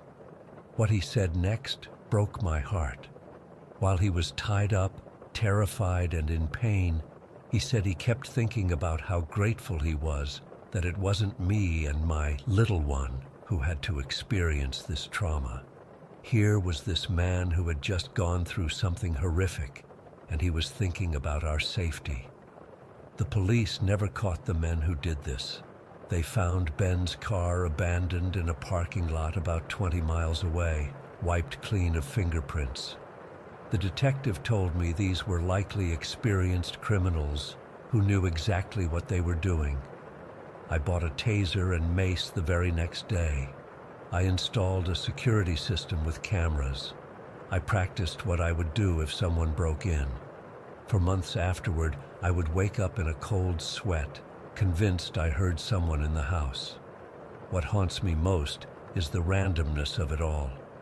If I hadn't seen that Facebook post about keeping car keys nearby, if I hadn't woken up to those thuds, if I had called the police right away, the what-ifs are endless and torturous. Ben moved in with his daughter in Massachusetts a month later. I can't blame him. Before he left, he hugged me and said, "Don't let fear rule your life, Olivia. We survived. I tried to take his advice, but I've never been the same. I still live in that townhouse with Lily. She's a teenager now and has no memory of that night. But I remember every time I hear an unusual sound in the night, every time I see a car I don't recognize parked on our street, every time I check the locks before bed, I remember. And I always keep my car keys right next to me while I sleep. Story 14. I never thought I'd be sharing this story online, but I need to get this off my chest. Maybe someone out there has experienced something similar, or maybe writing this will help me make sense of what happened. Either way, I still get chills thinking about that night 6 months ago. I was in a really bad place after Lisa left. 5 years together, and suddenly she was gone. The house felt too big, too empty. We'd bought it together with plans to start a family someday, but instead I found myself alone in our 2-story suburban dream home in Brighton Hills. The neighborhood had always seemed so safe. That's why we chose it. Young families, retirees watering their lawns, people walking their dogs at dusk, that perfect suburban bubble. After the breakup, I pretty much shut down. I called in sick to work so many times that my boss eventually put me on leave. I barely showered. Takeout containers piled up in the kitchen. I'd drag myself from the bedroom to the bathroom to the kitchen and back again. Most days, I just lay in bed watching whatever garbage popped up on my streaming recommendations. Didn't matter what it was, reality shows, documentaries, old sitcoms, anything to fill the silence. That Saturday night, it was the last weekend in October, I was up in my bedroom watching some low-budget horror movie I'd never heard of. I remember feeling slightly better that day. I'd actually showered and changed my sheets. Small victories, right? It was around 9 in the evening, and I was wrapped in my comforter with a bag of chips, mindlessly staring at the screen. About halfway through the movie, I started noticing this weird metallic clanging sound. At first, I thought it was part of the film. The audio mixing was terrible anyway. It was this rhythmic tapping, like someone gently striking metal against metal. It wasn't particularly loud, but it was consistent. I remember adjusting the volume on my TV, thinking maybe the sound system was acting up. After about 15 minutes of this, I had to pee. I paused the movie and got up to use the bathroom, but the sound didn't stop. That's when I realized it wasn't coming from the TV at all. It was coming from outside my house. I felt a chill run down my spine. Living alone in a relatively quiet neighborhood, you become attuned to the normal sounds. The neighbor's dog barking at squirrels, kids playing basketball down the street, cars pulling into driveways. This wasn't any of those. I walked back into my bedroom and cautiously approached the window that overlooked the backyard. My curtains were drawn, as they had been for weeks. I didn't want neighbors seeing what a mess I'd become. I carefully pulled back the edge of the curtain, just enough to peek out without being noticed. What I saw made my blood run cold. There was a kid, couldn't have been older than 10, standing in the middle of my backyard, just standing there, completely still except for one arm, which was rhythmically tapping what looked like a PVC pipe against one of my deck chairs. The chair had been moved from my deck to the center of the lawn, which made no sense. I never moved it there. The kid was wearing jeans and a dark hoodie pulled up over their head. I couldn't tell if it was a boy or a girl in the dim light. The only illumination came from my neighbor's porch light and the partial moon. The child's face was downturned, focused entirely on the tapping motion. My first instinct was concern. What was a kid doing alone in my backyard at 9 at night? Was he lost? But something felt wrong. The methodical tapping, the moved chair, the stillness of the child's body, except for that one arm creating the metallic sound. I'd been hearing that sound for almost an hour without realizing it. How long had the kid been standing there? I considered my options. I could call out to the kid through the window, but that felt risky somehow. I could call the police, but what would I say? There's a child tapping a pipe in my yard? They'd think I was crazy or overreacting. I decided the most reasonable approach was to go downstairs, turn on the exterior lights, and check on the situation myself. I made my way down the stairs, feeling strangely hesitant with each step. The tapping continued, unchanged in its rhythm. When I reached the first floor, I went to the back door in the kitchen. My hand hovered over the switch for the porch light. Something stopped me. Call it instinct or paranoia, but something didn't feel right. Instead of turning on the light or opening the door, I moved to the side window that gave another view of the backyard. That's when I saw them. Two men dressed in black crouched on either side of my back door. They were pressed against the wall of the house, completely silent and perfectly still. One held what looked like a crowbar. The other had a knife reflecting the faint moonlight. They were waiting for me to open the door. The realization hit me like a punch to the gut. The child wasn't lost or playing a prank. The child was bait. That rhythmic tapping had been going on for an hour, designed to eventually draw me outside. And I had almost fallen for it. My hand started shaking so badly, I nearly dropped my phone as I fumbled to unlock it. I backed away from the window, praying they hadn't seen me. I retreated to the hallway, as far from any windows as I could get, and dialed 911. The dispatcher answered, and I whispered frantically, explaining the situation. There are men outside my house trying to break in. They're using a child as bait. She told me to stay on the line and find a secure room to hide in. Police were on their way, estimated arrival time 4 minutes. I told her I was going to my upstairs bathroom, no windows, solid door with a lock. I was halfway up the stairs when I heard it, the sound of breaking glass from the kitchen. They weren't waiting anymore. They were coming in. Panic surged through me. I sprinted up the remaining stairs, down the hallway, and into the bathroom, slamming the door behind me and locking it. The dispatcher was still on the line, asking what was happening. I told her they had broken in and asked how far away the police were. 3 minutes, she said. Those were the longest 3 minutes of my life. I could hear them moving through the house below me. Heavy footsteps, drawers being pulled open, the sound of items being knocked over, then footsteps on the stairs. They were coming up. I pressed myself against the bathroom door, heart pounding so hard I thought it might burst from my chest. The footsteps reached the top of the stairs. I heard them checking rooms, doors opening and closing. Then a voice outside the bathroom door. "We know you're in there." The doorknob rattled violently.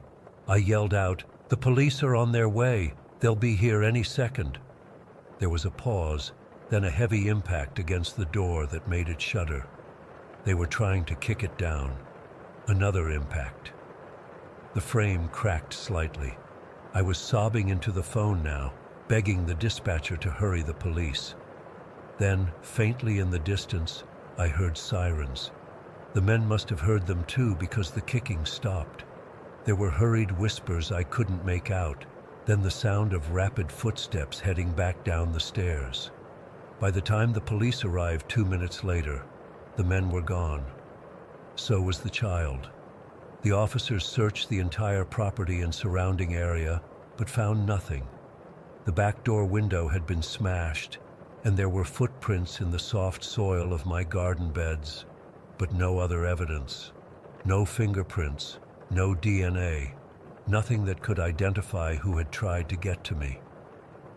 One of the officers, an older guy with tired eyes, sat with me in my living room as I gave my statement. When I mentioned the child, his expression darkened. "This isn't random," he said. "This was planned. Using a kid as bait means these weren't just opportunistic burglars.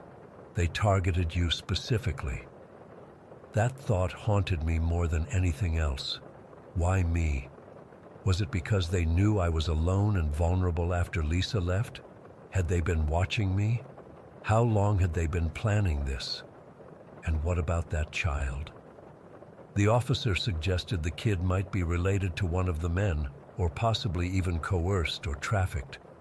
That made me sick to my stomach.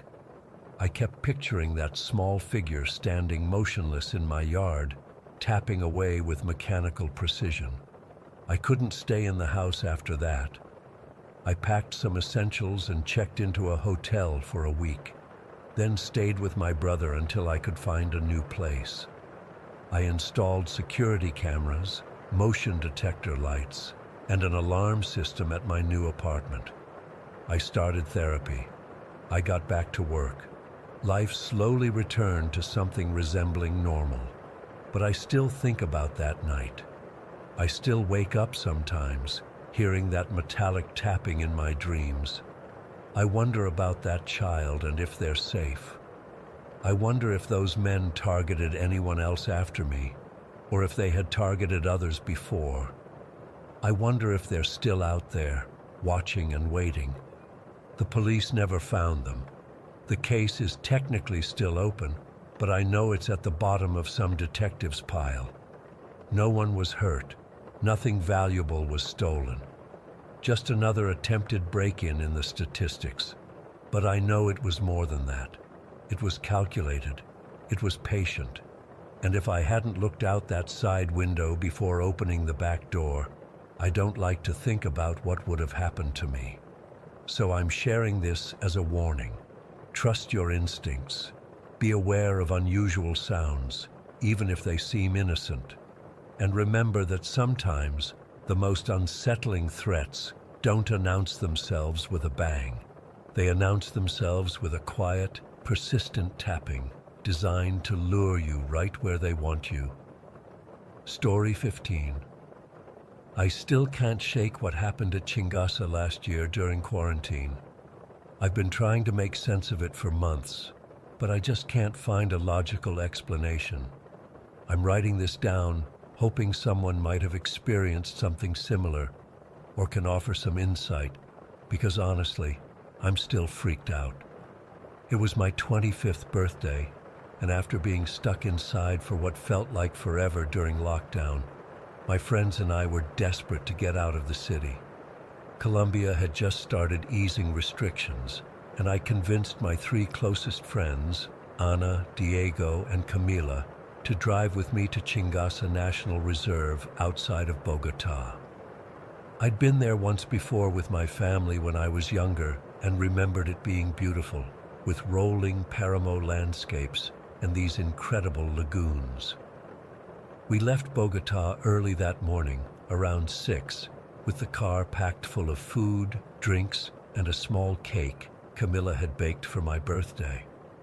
The drive up was foggy, and it was drizzling the whole way, but we were in high spirits, singing along to music and just enjoying being outside our apartments for once. The weather actually worked in our favor because the reserve wasn't crowded at all. I guess most people had seen the forecast and decided to stay home. As we drove up the winding mountain road toward Chingasa, the rain got heavier and visibility dropped to maybe 20 meters. Diego was driving, gripping the steering wheel tightly and leaning forward, squinting through the windshield. "Are you sure this is a good idea?" he asked, and I almost suggested turning back. But we'd come this far, and honestly, after being cooped up for so long, even sitting in the car watching rain felt like an adventure. We reached the entrance to the reserve around 9 in the morning. The ranger at the checkpoint looked surprised to see visitors in this weather, but gave us a map and warned us to be careful on the trails since they'd be slippery. He mentioned that if the weather didn't improve, we should consider turning back by early afternoon to avoid driving down the mountain in the dark. We decided to head straight to the main lagoon, Laguna de Chingasa. It's about a 40-minute drive from the entrance on this rough dirt road. The fog was so thick we could barely see anything beyond the edges of the road. Anna kept joking about horror movies that start this way, which in hindsight wasn't the best thing to bring up. When we finally parked near the trailhead to the lagoon, we just sat in the car for a while, watching the rain hammer down on the windshield. It was cold up there, probably around 7 degrees Celsius, and the car windows kept fogging up. We ate some sandwiches we'd packed and decided to wait a bit to see if the weather would clear. And then, like something out of a movie, it did. Within 20 minutes, the rain stopped completely and the fog began to lift. We couldn't believe our luck. We grabbed our backpacks, the cake, and some drinks, and started walking toward the lagoon. The trail was muddy and slippery, but as we walked, more and more of the landscape revealed itself. The Paramo ecosystem is unlike anything else. These strange, fuzzy-looking frailejon plants scattered across rolling hills, with mountains rising in the distance. The air felt incredibly clean and crisp after the rain, and there was this sense of complete isolation that was both peaceful and a little eerie. We reached the lagoon around 11, and by then, the fog had cleared completely. The water was this deep blue-green color, perfectly still and reflecting the mountains and clouds. It was breathtaking. What struck me as odd, though, was how quickly the ground had dried. Despite the heavy rain earlier, the grass and rocks around the lagoon's edge weren't as wet as they should have been. I mentioned this to the others, but they were too busy taking photos to really think about it. We found a flat area about 20 meters from the water's edge to set up our little birthday picnic. Diego pulled out a small Bluetooth speaker, and we played some music while Camilla arranged the cake and lit a couple of candles. The whole scene was perfect. This stunning landscape all to ourselves, good friends, and for once, not thinking about the pandemic or being stuck at home. They sang happy birthday to me, and I was about to blow out the candles when I heard it. At first, I thought it was just an echo of their singing bouncing off the mountains. But as they finished the song, the sound continued. It was a humming, soft, melodic, but definitely not coming from any of us. "Do you guys hear that?" I asked, the candles still flickering in front of me. They all went quiet, and the humming became more distinct. It sounded like a woman's voice, but I couldn't make out any words, just this haunting melody that seemed to be coming from everywhere and nowhere at once. "Where is that coming from?" Anna whispered, turning to look behind her. Diego stood up, scanning the area. "Maybe there are other hikers?" But we hadn't seen anyone else on the trail, and the reserve had been practically empty. The humming continued, sometimes fading slightly before growing stronger again, like whoever was doing it was moving around. That's when I saw her. Standing at the edge of the lagoon, maybe 50 meters away, was a woman in a long black dress. She had her back to us, facing the water, and long dark hair that hung down to her waist. I froze, the cake forgotten in front of me. "Guys," I said, my voice barely audible, "there's someone over there." Diego followed my gaze. "I see her too. What the hell is she doing out here alone?" Anna and Camilla both looked in the same direction, but had confused expressions. "What are you talking about?" "There's nobody there," Camilla said, squinting toward the water. I thought she was joking at first, but the look on her face was completely serious. Anna agreed with her.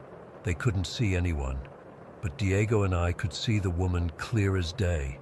She hadn't moved, just stood there facing the water, and the humming continued, now definitely coming from her direction. The melody was strangely familiar, like a lullaby I might have heard as a child, but couldn't quite place. "This isn't funny, guys," Anna said, looking genuinely disturbed. "If you're trying to scare us, it's working." "I'm not joking," I insisted. "Diego, you see her, right? The woman in the black dress by the water?" He nodded slowly, his face pale. "Yeah, I do. But why can't they see her?" As we were talking, the humming suddenly got louder, so loud it sounded like it was right next to us. All four of us heard it now, and Anna grabbed my arm so tight it hurt. "What the fuck is that?" she whispered. "It sounds like it's right behind me." We all spun around, but there was nothing there, just the empty Paramo stretching out behind us. When I looked back toward the lagoon, the woman was gone. But the humming continued for another few seconds before abruptly stopping, leaving us in a silence that felt heavier than before. No one spoke for what felt like forever. My birthday cake sat forgotten, the candles now burned out. I realized I was shaking, and not just from the cold. "Let's go," Diego finally said. "Now." No one argued. We packed up everything in record time, not even bothering to properly store the cake or fold the blanket we'd been sitting on. The whole time, I kept glancing toward the lagoon, half expecting to see the woman again. As we hurried back down the trail, I remembered something that made my blood run cold. On my previous visit to Chingasa years ago, I'd seen a similar figure, a woman in dark clothing standing by the water. I'd thought it was just another tourist then and hadn't mentioned it to anyone. But now, the coincidence seemed impossible to ignore. The walk back to the car was tense. No one spoke much, and we all kept close together. The beautiful landscape that had seemed so peaceful earlier now felt watchful, like the mountains themselves were observing us. Once we reached the car, we practically dove inside. Diego started the engine immediately, and we began the drive back toward Bogotá. It was only about 1 in the afternoon, but none of us suggested staying longer or visiting another part of the reserve. After we'd been driving for about 20 minutes, Diego finally broke the silence. "I need to tell you guys something about what I saw," he said, his knuckles white on the steering wheel. "That woman by the lagoon, she wasn't standing on the ground." Anna made a confused noise from the back seat. "What do you mean? You said you saw a woman standing there." Diego swallowed hard. "I did, but she didn't have any feet. It looked like she was just hovering slightly above the ground." A chill ran down my spine because I'd noticed the same thing, but had been trying to convince myself I was seeing things. The bottom of her black dress just sort of ended, with nothing beneath it. Camilla, who'd been quiet since we left the lagoon, suddenly spoke up. "There are stories about Chingasa, you know. My grandmother used to talk about a spirit that lives in the lagoons. They say she calls to people with her singing." "Why didn't you mention this before?" I asked, trying to keep the accusation out of my voice. "Because they're just old stories. I didn't think they were real," she replied, her voice shaking slightly. "My grandmother said the spirit was once a woman who drowned herself in one of the lagoons after losing her family. They say she appears to people who are celebrating or happy because she's jealous of their joy." The car fell silent again. The fog had returned, surrounding us as we drove down the mountain, making it feel like we were suspended in a cloud, cut off from the rest of the world. I've thought about that day constantly since then. None of us has been back to Chingasa, and honestly, we rarely even talk about what happened. It's like there's this unspoken agreement to pretend it didn't happen. But sometimes, when I'm falling asleep, I can still hear that humming, that strange, beautiful melody that seemed to come from everywhere and nowhere. I don't know what we experienced that day. Maybe it was some weird acoustic phenomenon and a hiker we didn't notice. Maybe the fog and isolation played tricks on our minds. Or maybe Camilla's grandmother's stories had some truth to them. All I know is that something was there with us at the lagoon. Something that only Diego and I could see, but all of us could hear.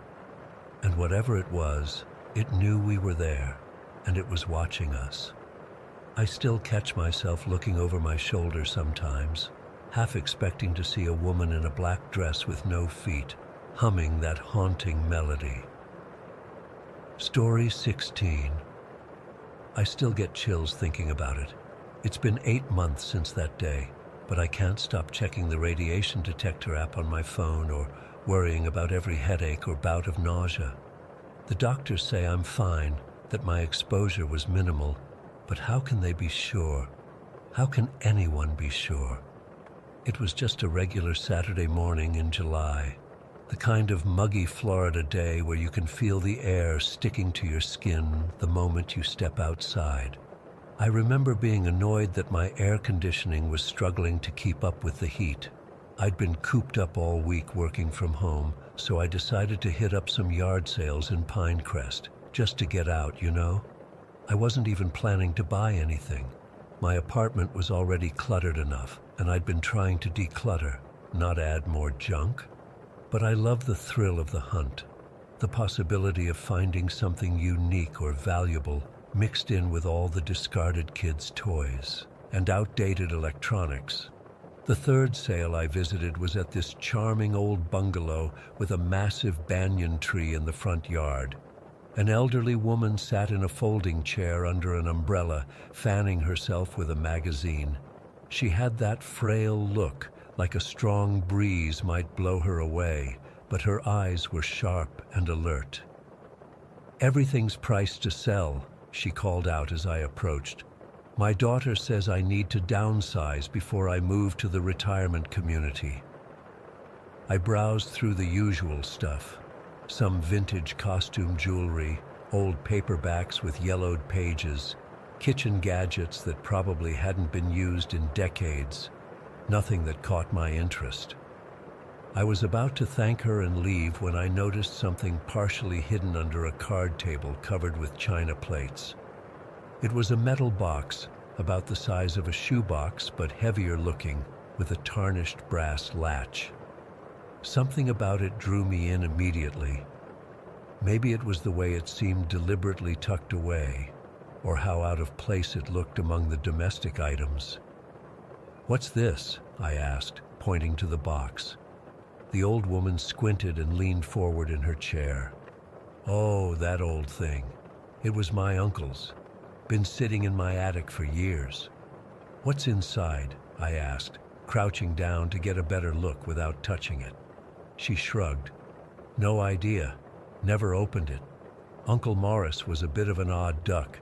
Brilliant man. Worked in some government lab back in the 50s, but very secretive about his work. After he passed, we found that among his things. That should have been my first warning sign. Government lab. Secretive work. The 50s, the height of the Cold War, nuclear testing, all that stuff. But instead, my curiosity kicked into overdrive. "How much?" I asked. $5, she said without hesitation, like she was eager to be rid of it. Another red flag I ignored. I handed over the cash, and she didn't even count it. Just stuffed it in the fanny pack around her waist and went back to fanning herself. I picked up the box, surprised by its weight. It must have weighed at least 15 pounds. As I lifted it, I felt something, a subtle vibration, almost like a hum coming from inside. At first, I thought maybe there was a battery-operated device in there, still running after all these years. Or maybe it was just my imagination, heightened by the mysterious nature of the find. "Thanks," I said, but the woman had already turned her attention to another customer, a man haggling over the price of a lamp. Walking back to my car, the vibration seemed to intensify. It wasn't loud or even particularly noticeable, but it was there. a steady, almost rhythmic sensation against my palms. My heart started racing with excitement. What had I found? An antique electronic device? Some kind of vintage scientific instrument? I carefully placed the box on the passenger seat of my car and drove home, stealing glances at it at every stoplight. The vibration continued, and now I was sure it wasn't my imagination. There was something active inside that box. Back in my apartment, I placed it on my kitchen counter and just stared at it for a few minutes.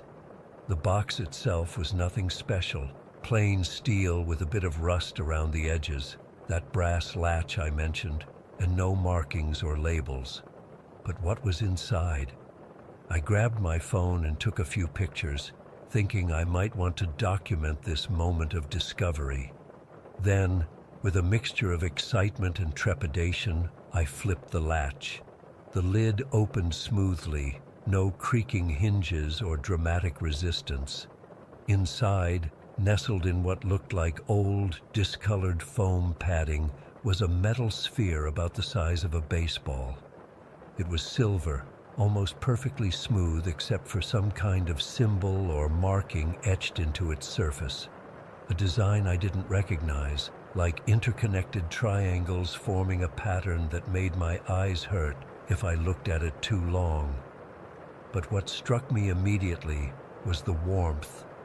The sphere was warm to the touch, not hot enough to burn, but definitely warmer than it should have been sitting in a box all this time. And it seemed to be the source of the vibration I'd felt. Underneath the foam was a stack of yellowed papers covered in handwritten equations, diagrams, and notes. The handwriting was cramped and difficult to read, full of scientific symbols and terminology I couldn't begin to understand. I flipped through them briefly, seeing sketches that looked like atomic structures and pages of calculations. I picked up the sphere, and the vibration intensified. It felt almost alive in my hand, pulsing gently. The surface had an odd quality to it, not quite slippery, not quite sticky, but something in between. And was it just me, or did it seem to glow slightly? Not enough to light up the room, but there was a subtle luminescence that seemed to come from within. I was completely fascinated. I took more pictures, this time of the sphere and some of the papers, and posted them in a few Reddit groups, What is this thing? Mildly interesting, and a science forum I sometimes lurk in. I wrote a quick description of how I found it and asked if anyone had any ideas what it might be. While waiting for responses, I kept examining the papers. Some had dates from 1956 and 1957. There were mentions of sample B-137 and controlled reaction and other phrases that meant nothing to me. One diagram showed what looked like the sphere connected to some kind of larger apparatus. The comments started rolling in on my posts. Most were jokes or pop culture references. Congrats, you found the All-Spark. That's how horror movies start. Looks like a prop from a sci-fi film. But then one comment made my blood run cold. Get rid of it. It's radioactive. I laughed it off at first. Of course someone would say that. It looks like something from a B-movie about nuclear monsters. But then I got a private message from a user called Nuclear Safety Expert. I work in radiation safety, based on the design, age, and your description of warmth and vibration. I'm concerned this might be a beryllium sphere containing a radioactive isotope, possibly from early nuclear research. Do not handle it further. Place it in a safe location away from living spaces and contact your local authorities. I'm serious. My hands started shaking. I looked at the sphere still sitting on my counter, remembering how I'd carried it around, held it in my bare hands. I'd been touching it on and off for over an hour by this point. I quickly found a pair of oven mitts and a plastic storage container. Following the Reddit user's instructions, I carefully placed the sphere, the papers, and the original box into the container, snapped the lid on, and carried the whole thing out to my detached garage, placing it as far from the house as possible. Then I called the non-emergency police line. The operator seemed skeptical at first, but when I mentioned potential radioactive material, her tone changed completely. She transferred me to someone else, who asked detailed questions about where I got the item and what it looked like. They told me to stay out of the garage and that a team would be dispatched right away. I sat on my front steps, sweating in the July heat, but too afraid to go back inside my potentially contaminated apartment. Within 45 minutes, 2 unmarked vans pulled up. 4 people in what looked like hazmat suits got out, along with 2 men in regular clothes who identified themselves as from the Department of Energy.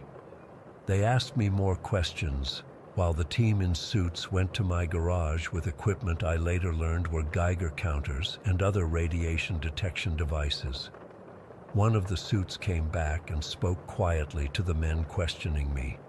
His face was grave. "Ms. Collins," one of the men said, "you were right to call us. The object is indeed radioactive, emitting unsafe levels of gamma radiation. We need to secure it immediately. We'll also need to check your home and car for contamination." The next few hours were a blur. They confiscated the sphere, the papers, and even the container I'd put them in. They swept my apartment and car with their equipment, finding elevated radiation levels on my kitchen counter and the passenger seat of my car. They told me I needed to have both professionally decontaminated. When I asked about my own exposure, they were frustratingly vague. One of them finally admitted I'd likely been exposed to higher than normal but not immediately dangerous levels of radiation. They recommended I see my doctor for blood tests and monitoring. Before they left, I asked what exactly the sphere was. The older of the 2 men sighed. Based on preliminary analysis and the documentation, it appears to be a sample from early nuclear weapons research, a beryllium sphere housing radioactive material, likely plutonium. It was designed to be a small-scale model for testing theories about implosion triggers. How it ended up in a private residence, that's what we need to investigate. They took my contact information and promised to follow up, but I never heard from them again. When I called the Department of Energy the following week, they had no record of the incident. When I insisted, they eventually transferred me to someone who curtly informed me the matter was resolved and that I would be contacted if necessary. I went to my doctor, who referred me to a specialist in radiation exposure. More tests, more vague reassurances that my exposure was likely minimal and not cause for immediate concern. But they enrolled me in a monitoring program anyway. I still go in for blood tests every 3 months. I tried to track down the yard sale woman again, but the house was empty when I drove by. A neighbor told me she'd moved to a retirement community in Tampa, but didn't know which one. I've spent countless hours researching nuclear history, trying to make sense of what happened. From what I can piece together, the sphere was probably part of research related to the Manhattan Project or its immediate aftermath. How it ended up in an old lady's attic in Pinecrest, Florida, I still don't know. I haven't been to a yard sale since. I check my radiation detector app obsessively. I've thrown away the clothes I was wearing that day, replaced my kitchen counter, and had my car professionally cleaned 3 times. But I still don't feel safe. Sometimes I wake up in the middle of the night, convinced I can feel that strange vibration in my hands again. And I wonder, how many other dangerous relics from our nuclear past are sitting in attics and garages across the country, just waiting to be discovered? Story 17. I still can't sleep properly. It's been 3 months since the calls stopped, but I'm sharing this because I need someone to tell me I'm not crazy. I've tried therapy, medication, even moved to a different apartment, but I can't shake the feeling that whoever was behind this is still out there, waiting. I work as a sales associate at Lakeside BMW in Westlake. Nothing special about the job except that I'm pretty good at it. Top salesman 2 quarters in a row. Part of the job is being available for clients, which means answering calls from unknown numbers all day.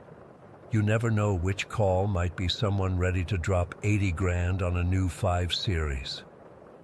The first call came on a Tuesday night around 10:30. I remember because I was watching highlights from the basketball game I'd missed.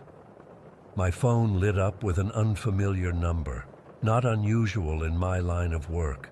At first, I let it ring out. It was late, and I figured if it was important, they'd leave a message. No message came, but about 2 minutes later, the same number called again. Something about the persistence made me answer. "Hello?" I said. There was nothing but static at first, and I was about to hang up when I heard something that made my stomach drop. It was my voice, unmistakably mine, but slightly muffled under the crackling static. I recognized exactly what I was hearing. It was me talking to a client named Marcus earlier that day about financing options on an X5. I remember the conversation clearly because he'd been indecisive about the trim level. "Hello?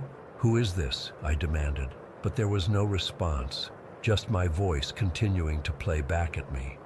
I hung up immediately, my heart racing. My first thought was that Marcus was messing with me somehow, but that made no sense. Why would a potential client record our conversation and play it back? I called him the next morning, casually asking if he'd called me the previous night. He sounded genuinely confused and denied it. I tried to rationalize it. Maybe someone at the dealership playing a prank. Maybe some weird technical glitch where my voicemail system was malfunctioning. I almost convinced myself it was nothing. Then the second call came the following night, around the same time. Different number, same static. But this time it was me talking to a woman who'd come in that day about a trade-in value for her old Audi. Only my side of the conversation was audible. What freaked me out even more was that this was a walk-in client. We hadn't spoken on the phone at all. Someone had to have been physically present to record me. I hung up and immediately checked all my doors and windows. I live alone in a small 2-bedroom apartment. Nothing seemed out of place, but I triple-checked the locks anyway and left the lights on all night. The next day at work, I was jumpy and distracted. I kept looking around, wondering if someone was watching me, recording my conversations. My manager asked if I was feeling okay. I lied and said I wasn't sleeping well. That night, another call. Different number again. This time it was me talking to my coworker about a difficult customer, a private conversation we'd had in the break room. I felt sick. Someone was following me, listening to everything I said, and then calling me at night to let me know they were watching. By the 4th night, I was a complete wreck. I'd started taking different routes home, checking my car for tracking devices, and even looking for hidden cameras in my apartment. The calls kept coming, always around 10:30, always from different numbers, always my voice from earlier that day. I tried blocking the numbers, but it was useless since they never used the same one twice. I tried not answering, but then I'd just sit there staring at my phone as it rang, knowing what was on the other end. The few times I let it go to voicemail, no message was left. On the 6th night, I decided to record the call as evidence. When the phone rang, I answered and immediately hit record on my laptop. The familiar static came through, followed by my voice discussing leasing terms with a client from that morning. I asked questions into the phone. "Who are you? What do you want from me? but got no response, just the playback of my own voice. I took the recording to the police the next day. The officer listened politely, but didn't seem concerned. "Sounds like someone's playing a prank on you," he said. "Unless there's a direct threat, there's not much we can do." He suggested I change my number. By this point, I was barely functioning. I'd started sleeping in my car some nights, parked in well-lit public places, just to feel safe. At work, I was becoming increasingly paranoid about who might be listening. I stopped having personal conversations with coworkers and kept client interactions as brief as possible. I started barricading my bedroom door at night, pushing my dresser in front of it. I bought a baseball bat that I kept by my bed. I was checking over my shoulder constantly, convinced I was being followed. The calls continued every night for exactly 1 week. Same time, different numbers, always my voice from earlier that day. Then, on the 8th night, nothing. No call came. Somehow, that was even worse. The break in the pattern terrified me. What did it mean? Were they done with me or planning something worse? I waited up all night, jumping at every sound, the bat clutched in my sweaty hands. Morning came, and I called in sick to work. I couldn't face going in, couldn't bear the thought of someone recording every word I said. That day, I finally did what I should have done from the beginning. I changed my number. The process was quick, and I felt a small sense of relief. Only my parents, my boss, and 2 close friends got the new number. I slept better that night, thinking maybe it was over. Then, on the 3rd night with my new number, my phone rang at exactly 10:30. Unknown number. My hands were shaking so badly I could barely answer. When I did, there was no static this time, no recording of my voice. Instead, a distorted, electronically altered voice simply said, "James." "Who is this?" I demanded, my voice cracking. "What do you want from me?" "We've been watching you, James," the voice continued, ignoring my questions. "Listening. Why? What did I do? Is this about a car? I can get you a deal if that's what you want." I was babbling, desperate. "It's not about the cars, James." "Then what?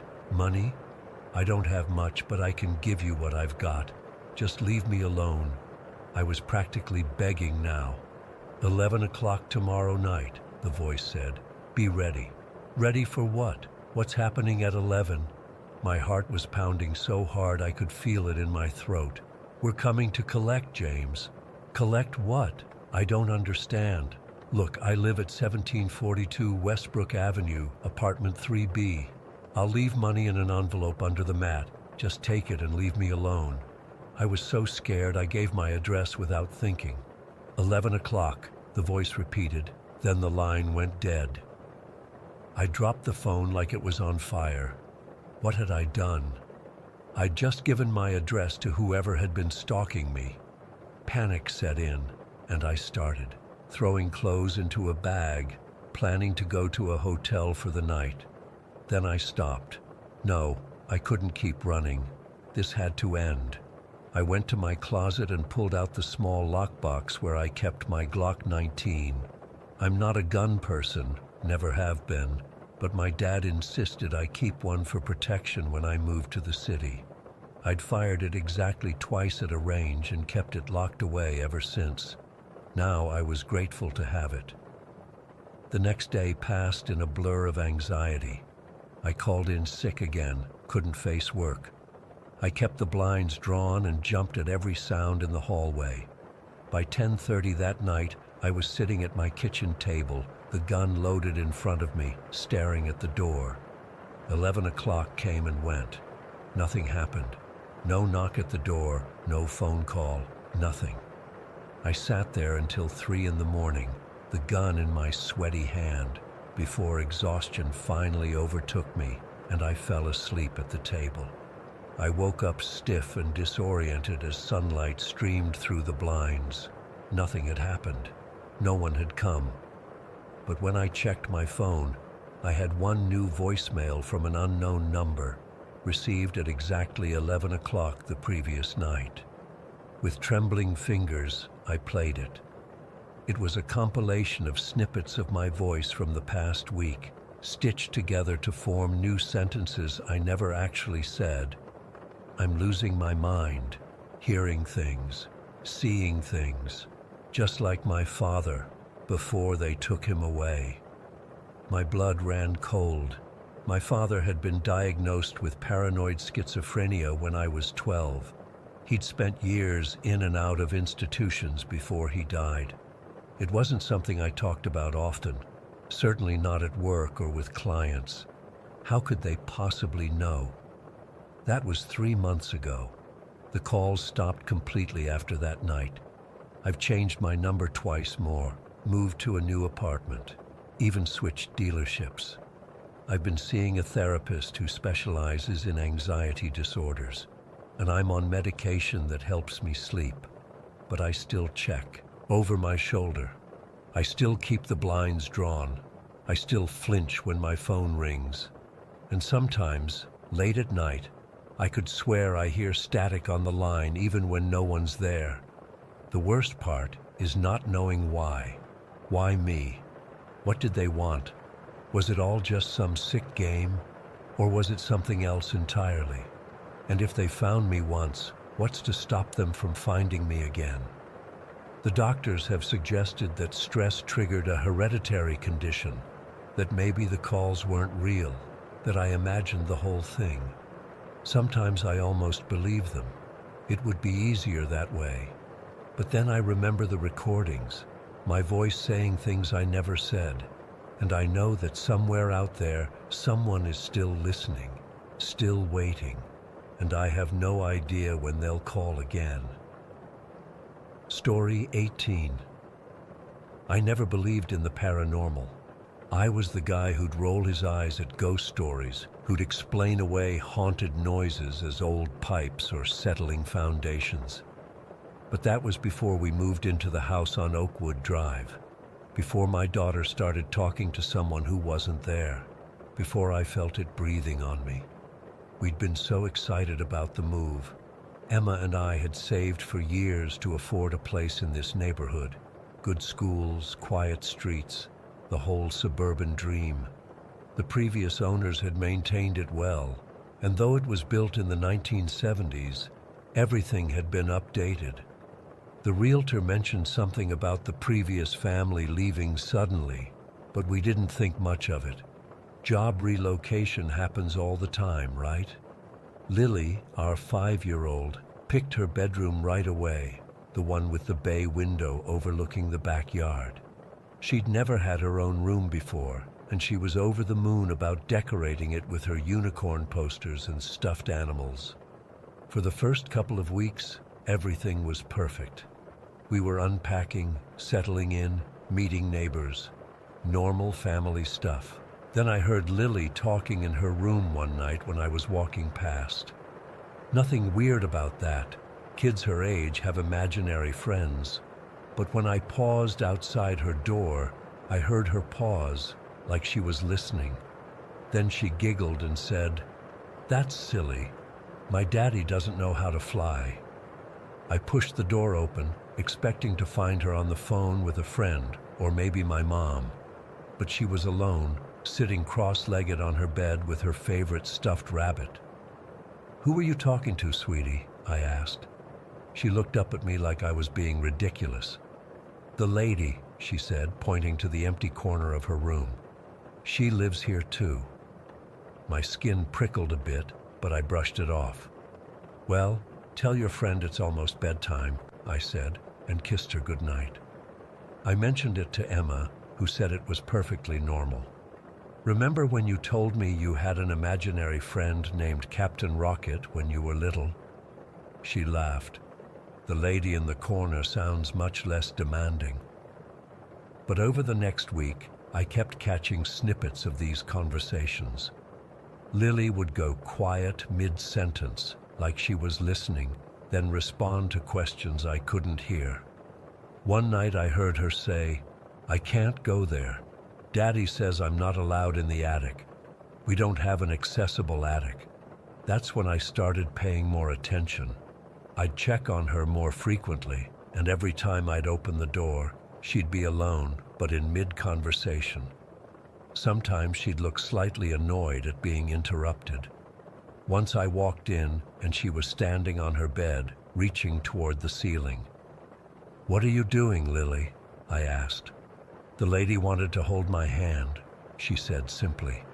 That night was when it happened to me. I've never experienced anything like it before or since. I woke up around 3 in the morning with the distinct feeling that something was wrong. I tried to roll over to check the time, but I couldn't move. Not a finger, not an eyelid, nothing.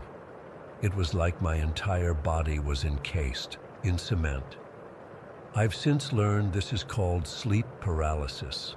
It's supposedly caused by your brain waking up before your body does. But what I felt that night wasn't just paralysis. It was a presence. I could feel something in the room with us. Something heavy and cold that seemed to press down on the air itself. I tried to call out to Emma, sleeping peacefully beside me, but my throat was frozen too. That's when I felt it, a breath against my ear. Soft at first, like someone checking if I was awake, then louder, more deliberate. A long, drawn-out exhale that raised the hair on my neck and sent ice down my spine. I was screaming inside my head, begging my body to move, to wake Emma, to do anything. But I was trapped, forced to lie there as the breathing grew louder, closer, until it felt like whatever it was had its mouth pressed right against my ear. And then, just like that, it stopped. The weight lifted, and I gasped for air, finally able to move again. I sat bolt upright, flicked on the lamp, and scanned the room. Nothing. Emma stirred beside me. "What's wrong?" she mumbled. I couldn't tell her, couldn't find the words. "Nothing," I said. "Bad dream." But I knew it wasn't a dream, and I knew somehow that whatever had been breathing in my ear was the same lady who'd been talking to my daughter. The next morning, after Emma left for work and I'd dropped Lily at kindergarten, I went into my daughter's room and closed the door behind me. I felt ridiculous, standing there in an empty room, but I was also angry, scared. This was my house, my family. "Listen," I said aloud, feeling equal parts stupid and terrified. "I don't know who or what you are, but you need to leave. This is our home now, and you're not welcome here. You stay away from my daughter. You stay away from my wife. You stay away from me. If you don't, I swear I'll get a priest in here so fast your head will spin." I wasn't religious, but it was the only threat I could think of that might work on a ghost or whatever this thing was. The air felt different afterward, lighter somehow, and for a while things went back to normal. Lily stopped mentioning the lady. No more one-sided conversations. No more sleep paralysis episodes for me. We thought it was over. We were wrong. 5 months later, just enough time for us to let our guard down, Lily started having nightmares. Bad ones that had her waking up screaming. We tried everything, nightlights, leaving her door open, checking under the bed and in the closet before bedtime. Nothing helped. So we moved her to the guest bedroom on the other side of the house, thinking maybe there was something about her original room that was triggering the bad dreams. The first night in her new room, she seemed fine. The second night too. On the third night, around midnight, I woke to the sound of her crying. I found her sitting up in bed, knees pulled to her chest, tears streaming down her face. When I sat down beside her, she wouldn't look at me. She was staring fixedly at the upper corner of the room. "What's wrong, Lily Pad?" I asked, using my nickname for her. "She's up there," Lily whispered, pointing. Every hair on my body stood on end. "Who's up there, sweetie?" Lily's finger shifted, now pointing directly at the ceiling above her bed. The lady, she followed me. I looked up, half expecting to see something, but there was nothing but white ceiling paint and the glow from her nightlight. I pulled Lily into my arms, feeling her little heart hammering against my chest. "It's okay," I lied. "There's nobody there." "She's mad at you," Lily murmured into my shirt. "She says you were mean to her." My confrontation in her old bedroom flashed through my mind. I felt sick, but I tried to keep my voice steady. "Listen to me, Lily. If you see her again, you tell her that Daddy said she has to leave. This is our house now." Lily shook her head, fresh tears spilling. "She says it's her house. She was here first." I stood up, still, holding Lily, and looked directly at the corner where she'd been pointing. "I told you before," I said firmly. "You're not welcome here. Leave my daughter alone, or I'll make you leave." The night light flickered. Just once.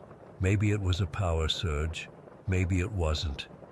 I carried Lily to our bedroom, where Emma was already awake and worried. We put Lily between us, and I left the hallway light on and the door open. None of us slept much. The next day I called 3 different churches before I found a priest willing to come bless the house. Father Matthews arrived that evening, a kind-faced older man who didn't seem at all fazed when I awkwardly explained our situation. "It's more common than you might think," he said gently. "Especially with children in the house. They're more sensitive to these things." He walked through every room with holy water and prayers, paying special attention to both of Lily's bedrooms. When he finished, he gave us a small silver cross to hang in Lily's room and told us to call him if anything else happened. For 2 weeks, things were calm. Lily moved back to her original bedroom without incident. No more mentions of the lady, no more nightmares. I started to think maybe it had all been in our heads, stress from the move, an overactive imagination, sleep paralysis triggered by anxiety. Then last night happened. I was up late working in my home office when I heard Lily's door creak open. I glanced at the clock, 1:30 in the morning. Thinking she was just going to the bathroom, I waited to hear the bathroom door open, but instead, I heard her little footsteps heading toward the staircase. I found her standing at the bottom of the stairs, looking up. "Lily?" I called softly. "What are you doing up, sweetie?" She didn't turn around. "She wants to show me something," she said, her voice oddly flat. I rushed forward and scooped her up, and that's when I felt it. The same cold, heavy presence from my sleep paralysis episode. It filled the entryway like an invisible fog pressing against my skin. Lily went rigid in my arms. "Go away," I shouted at the empty air. "I warned you." The temperature dropped so suddenly I could see my breath. The overhead light began to flicker wildly, and from upstairs came a loud thump like something heavy had fallen. I ran back to our bedroom with Lily, woke Emma, and we all piled into the car in our pajamas. We spent the night at a hotel. This morning, I called Father Matthews again, and he's coming back tomorrow with 2 other priests for a more thorough blessing. I don't know if it will work.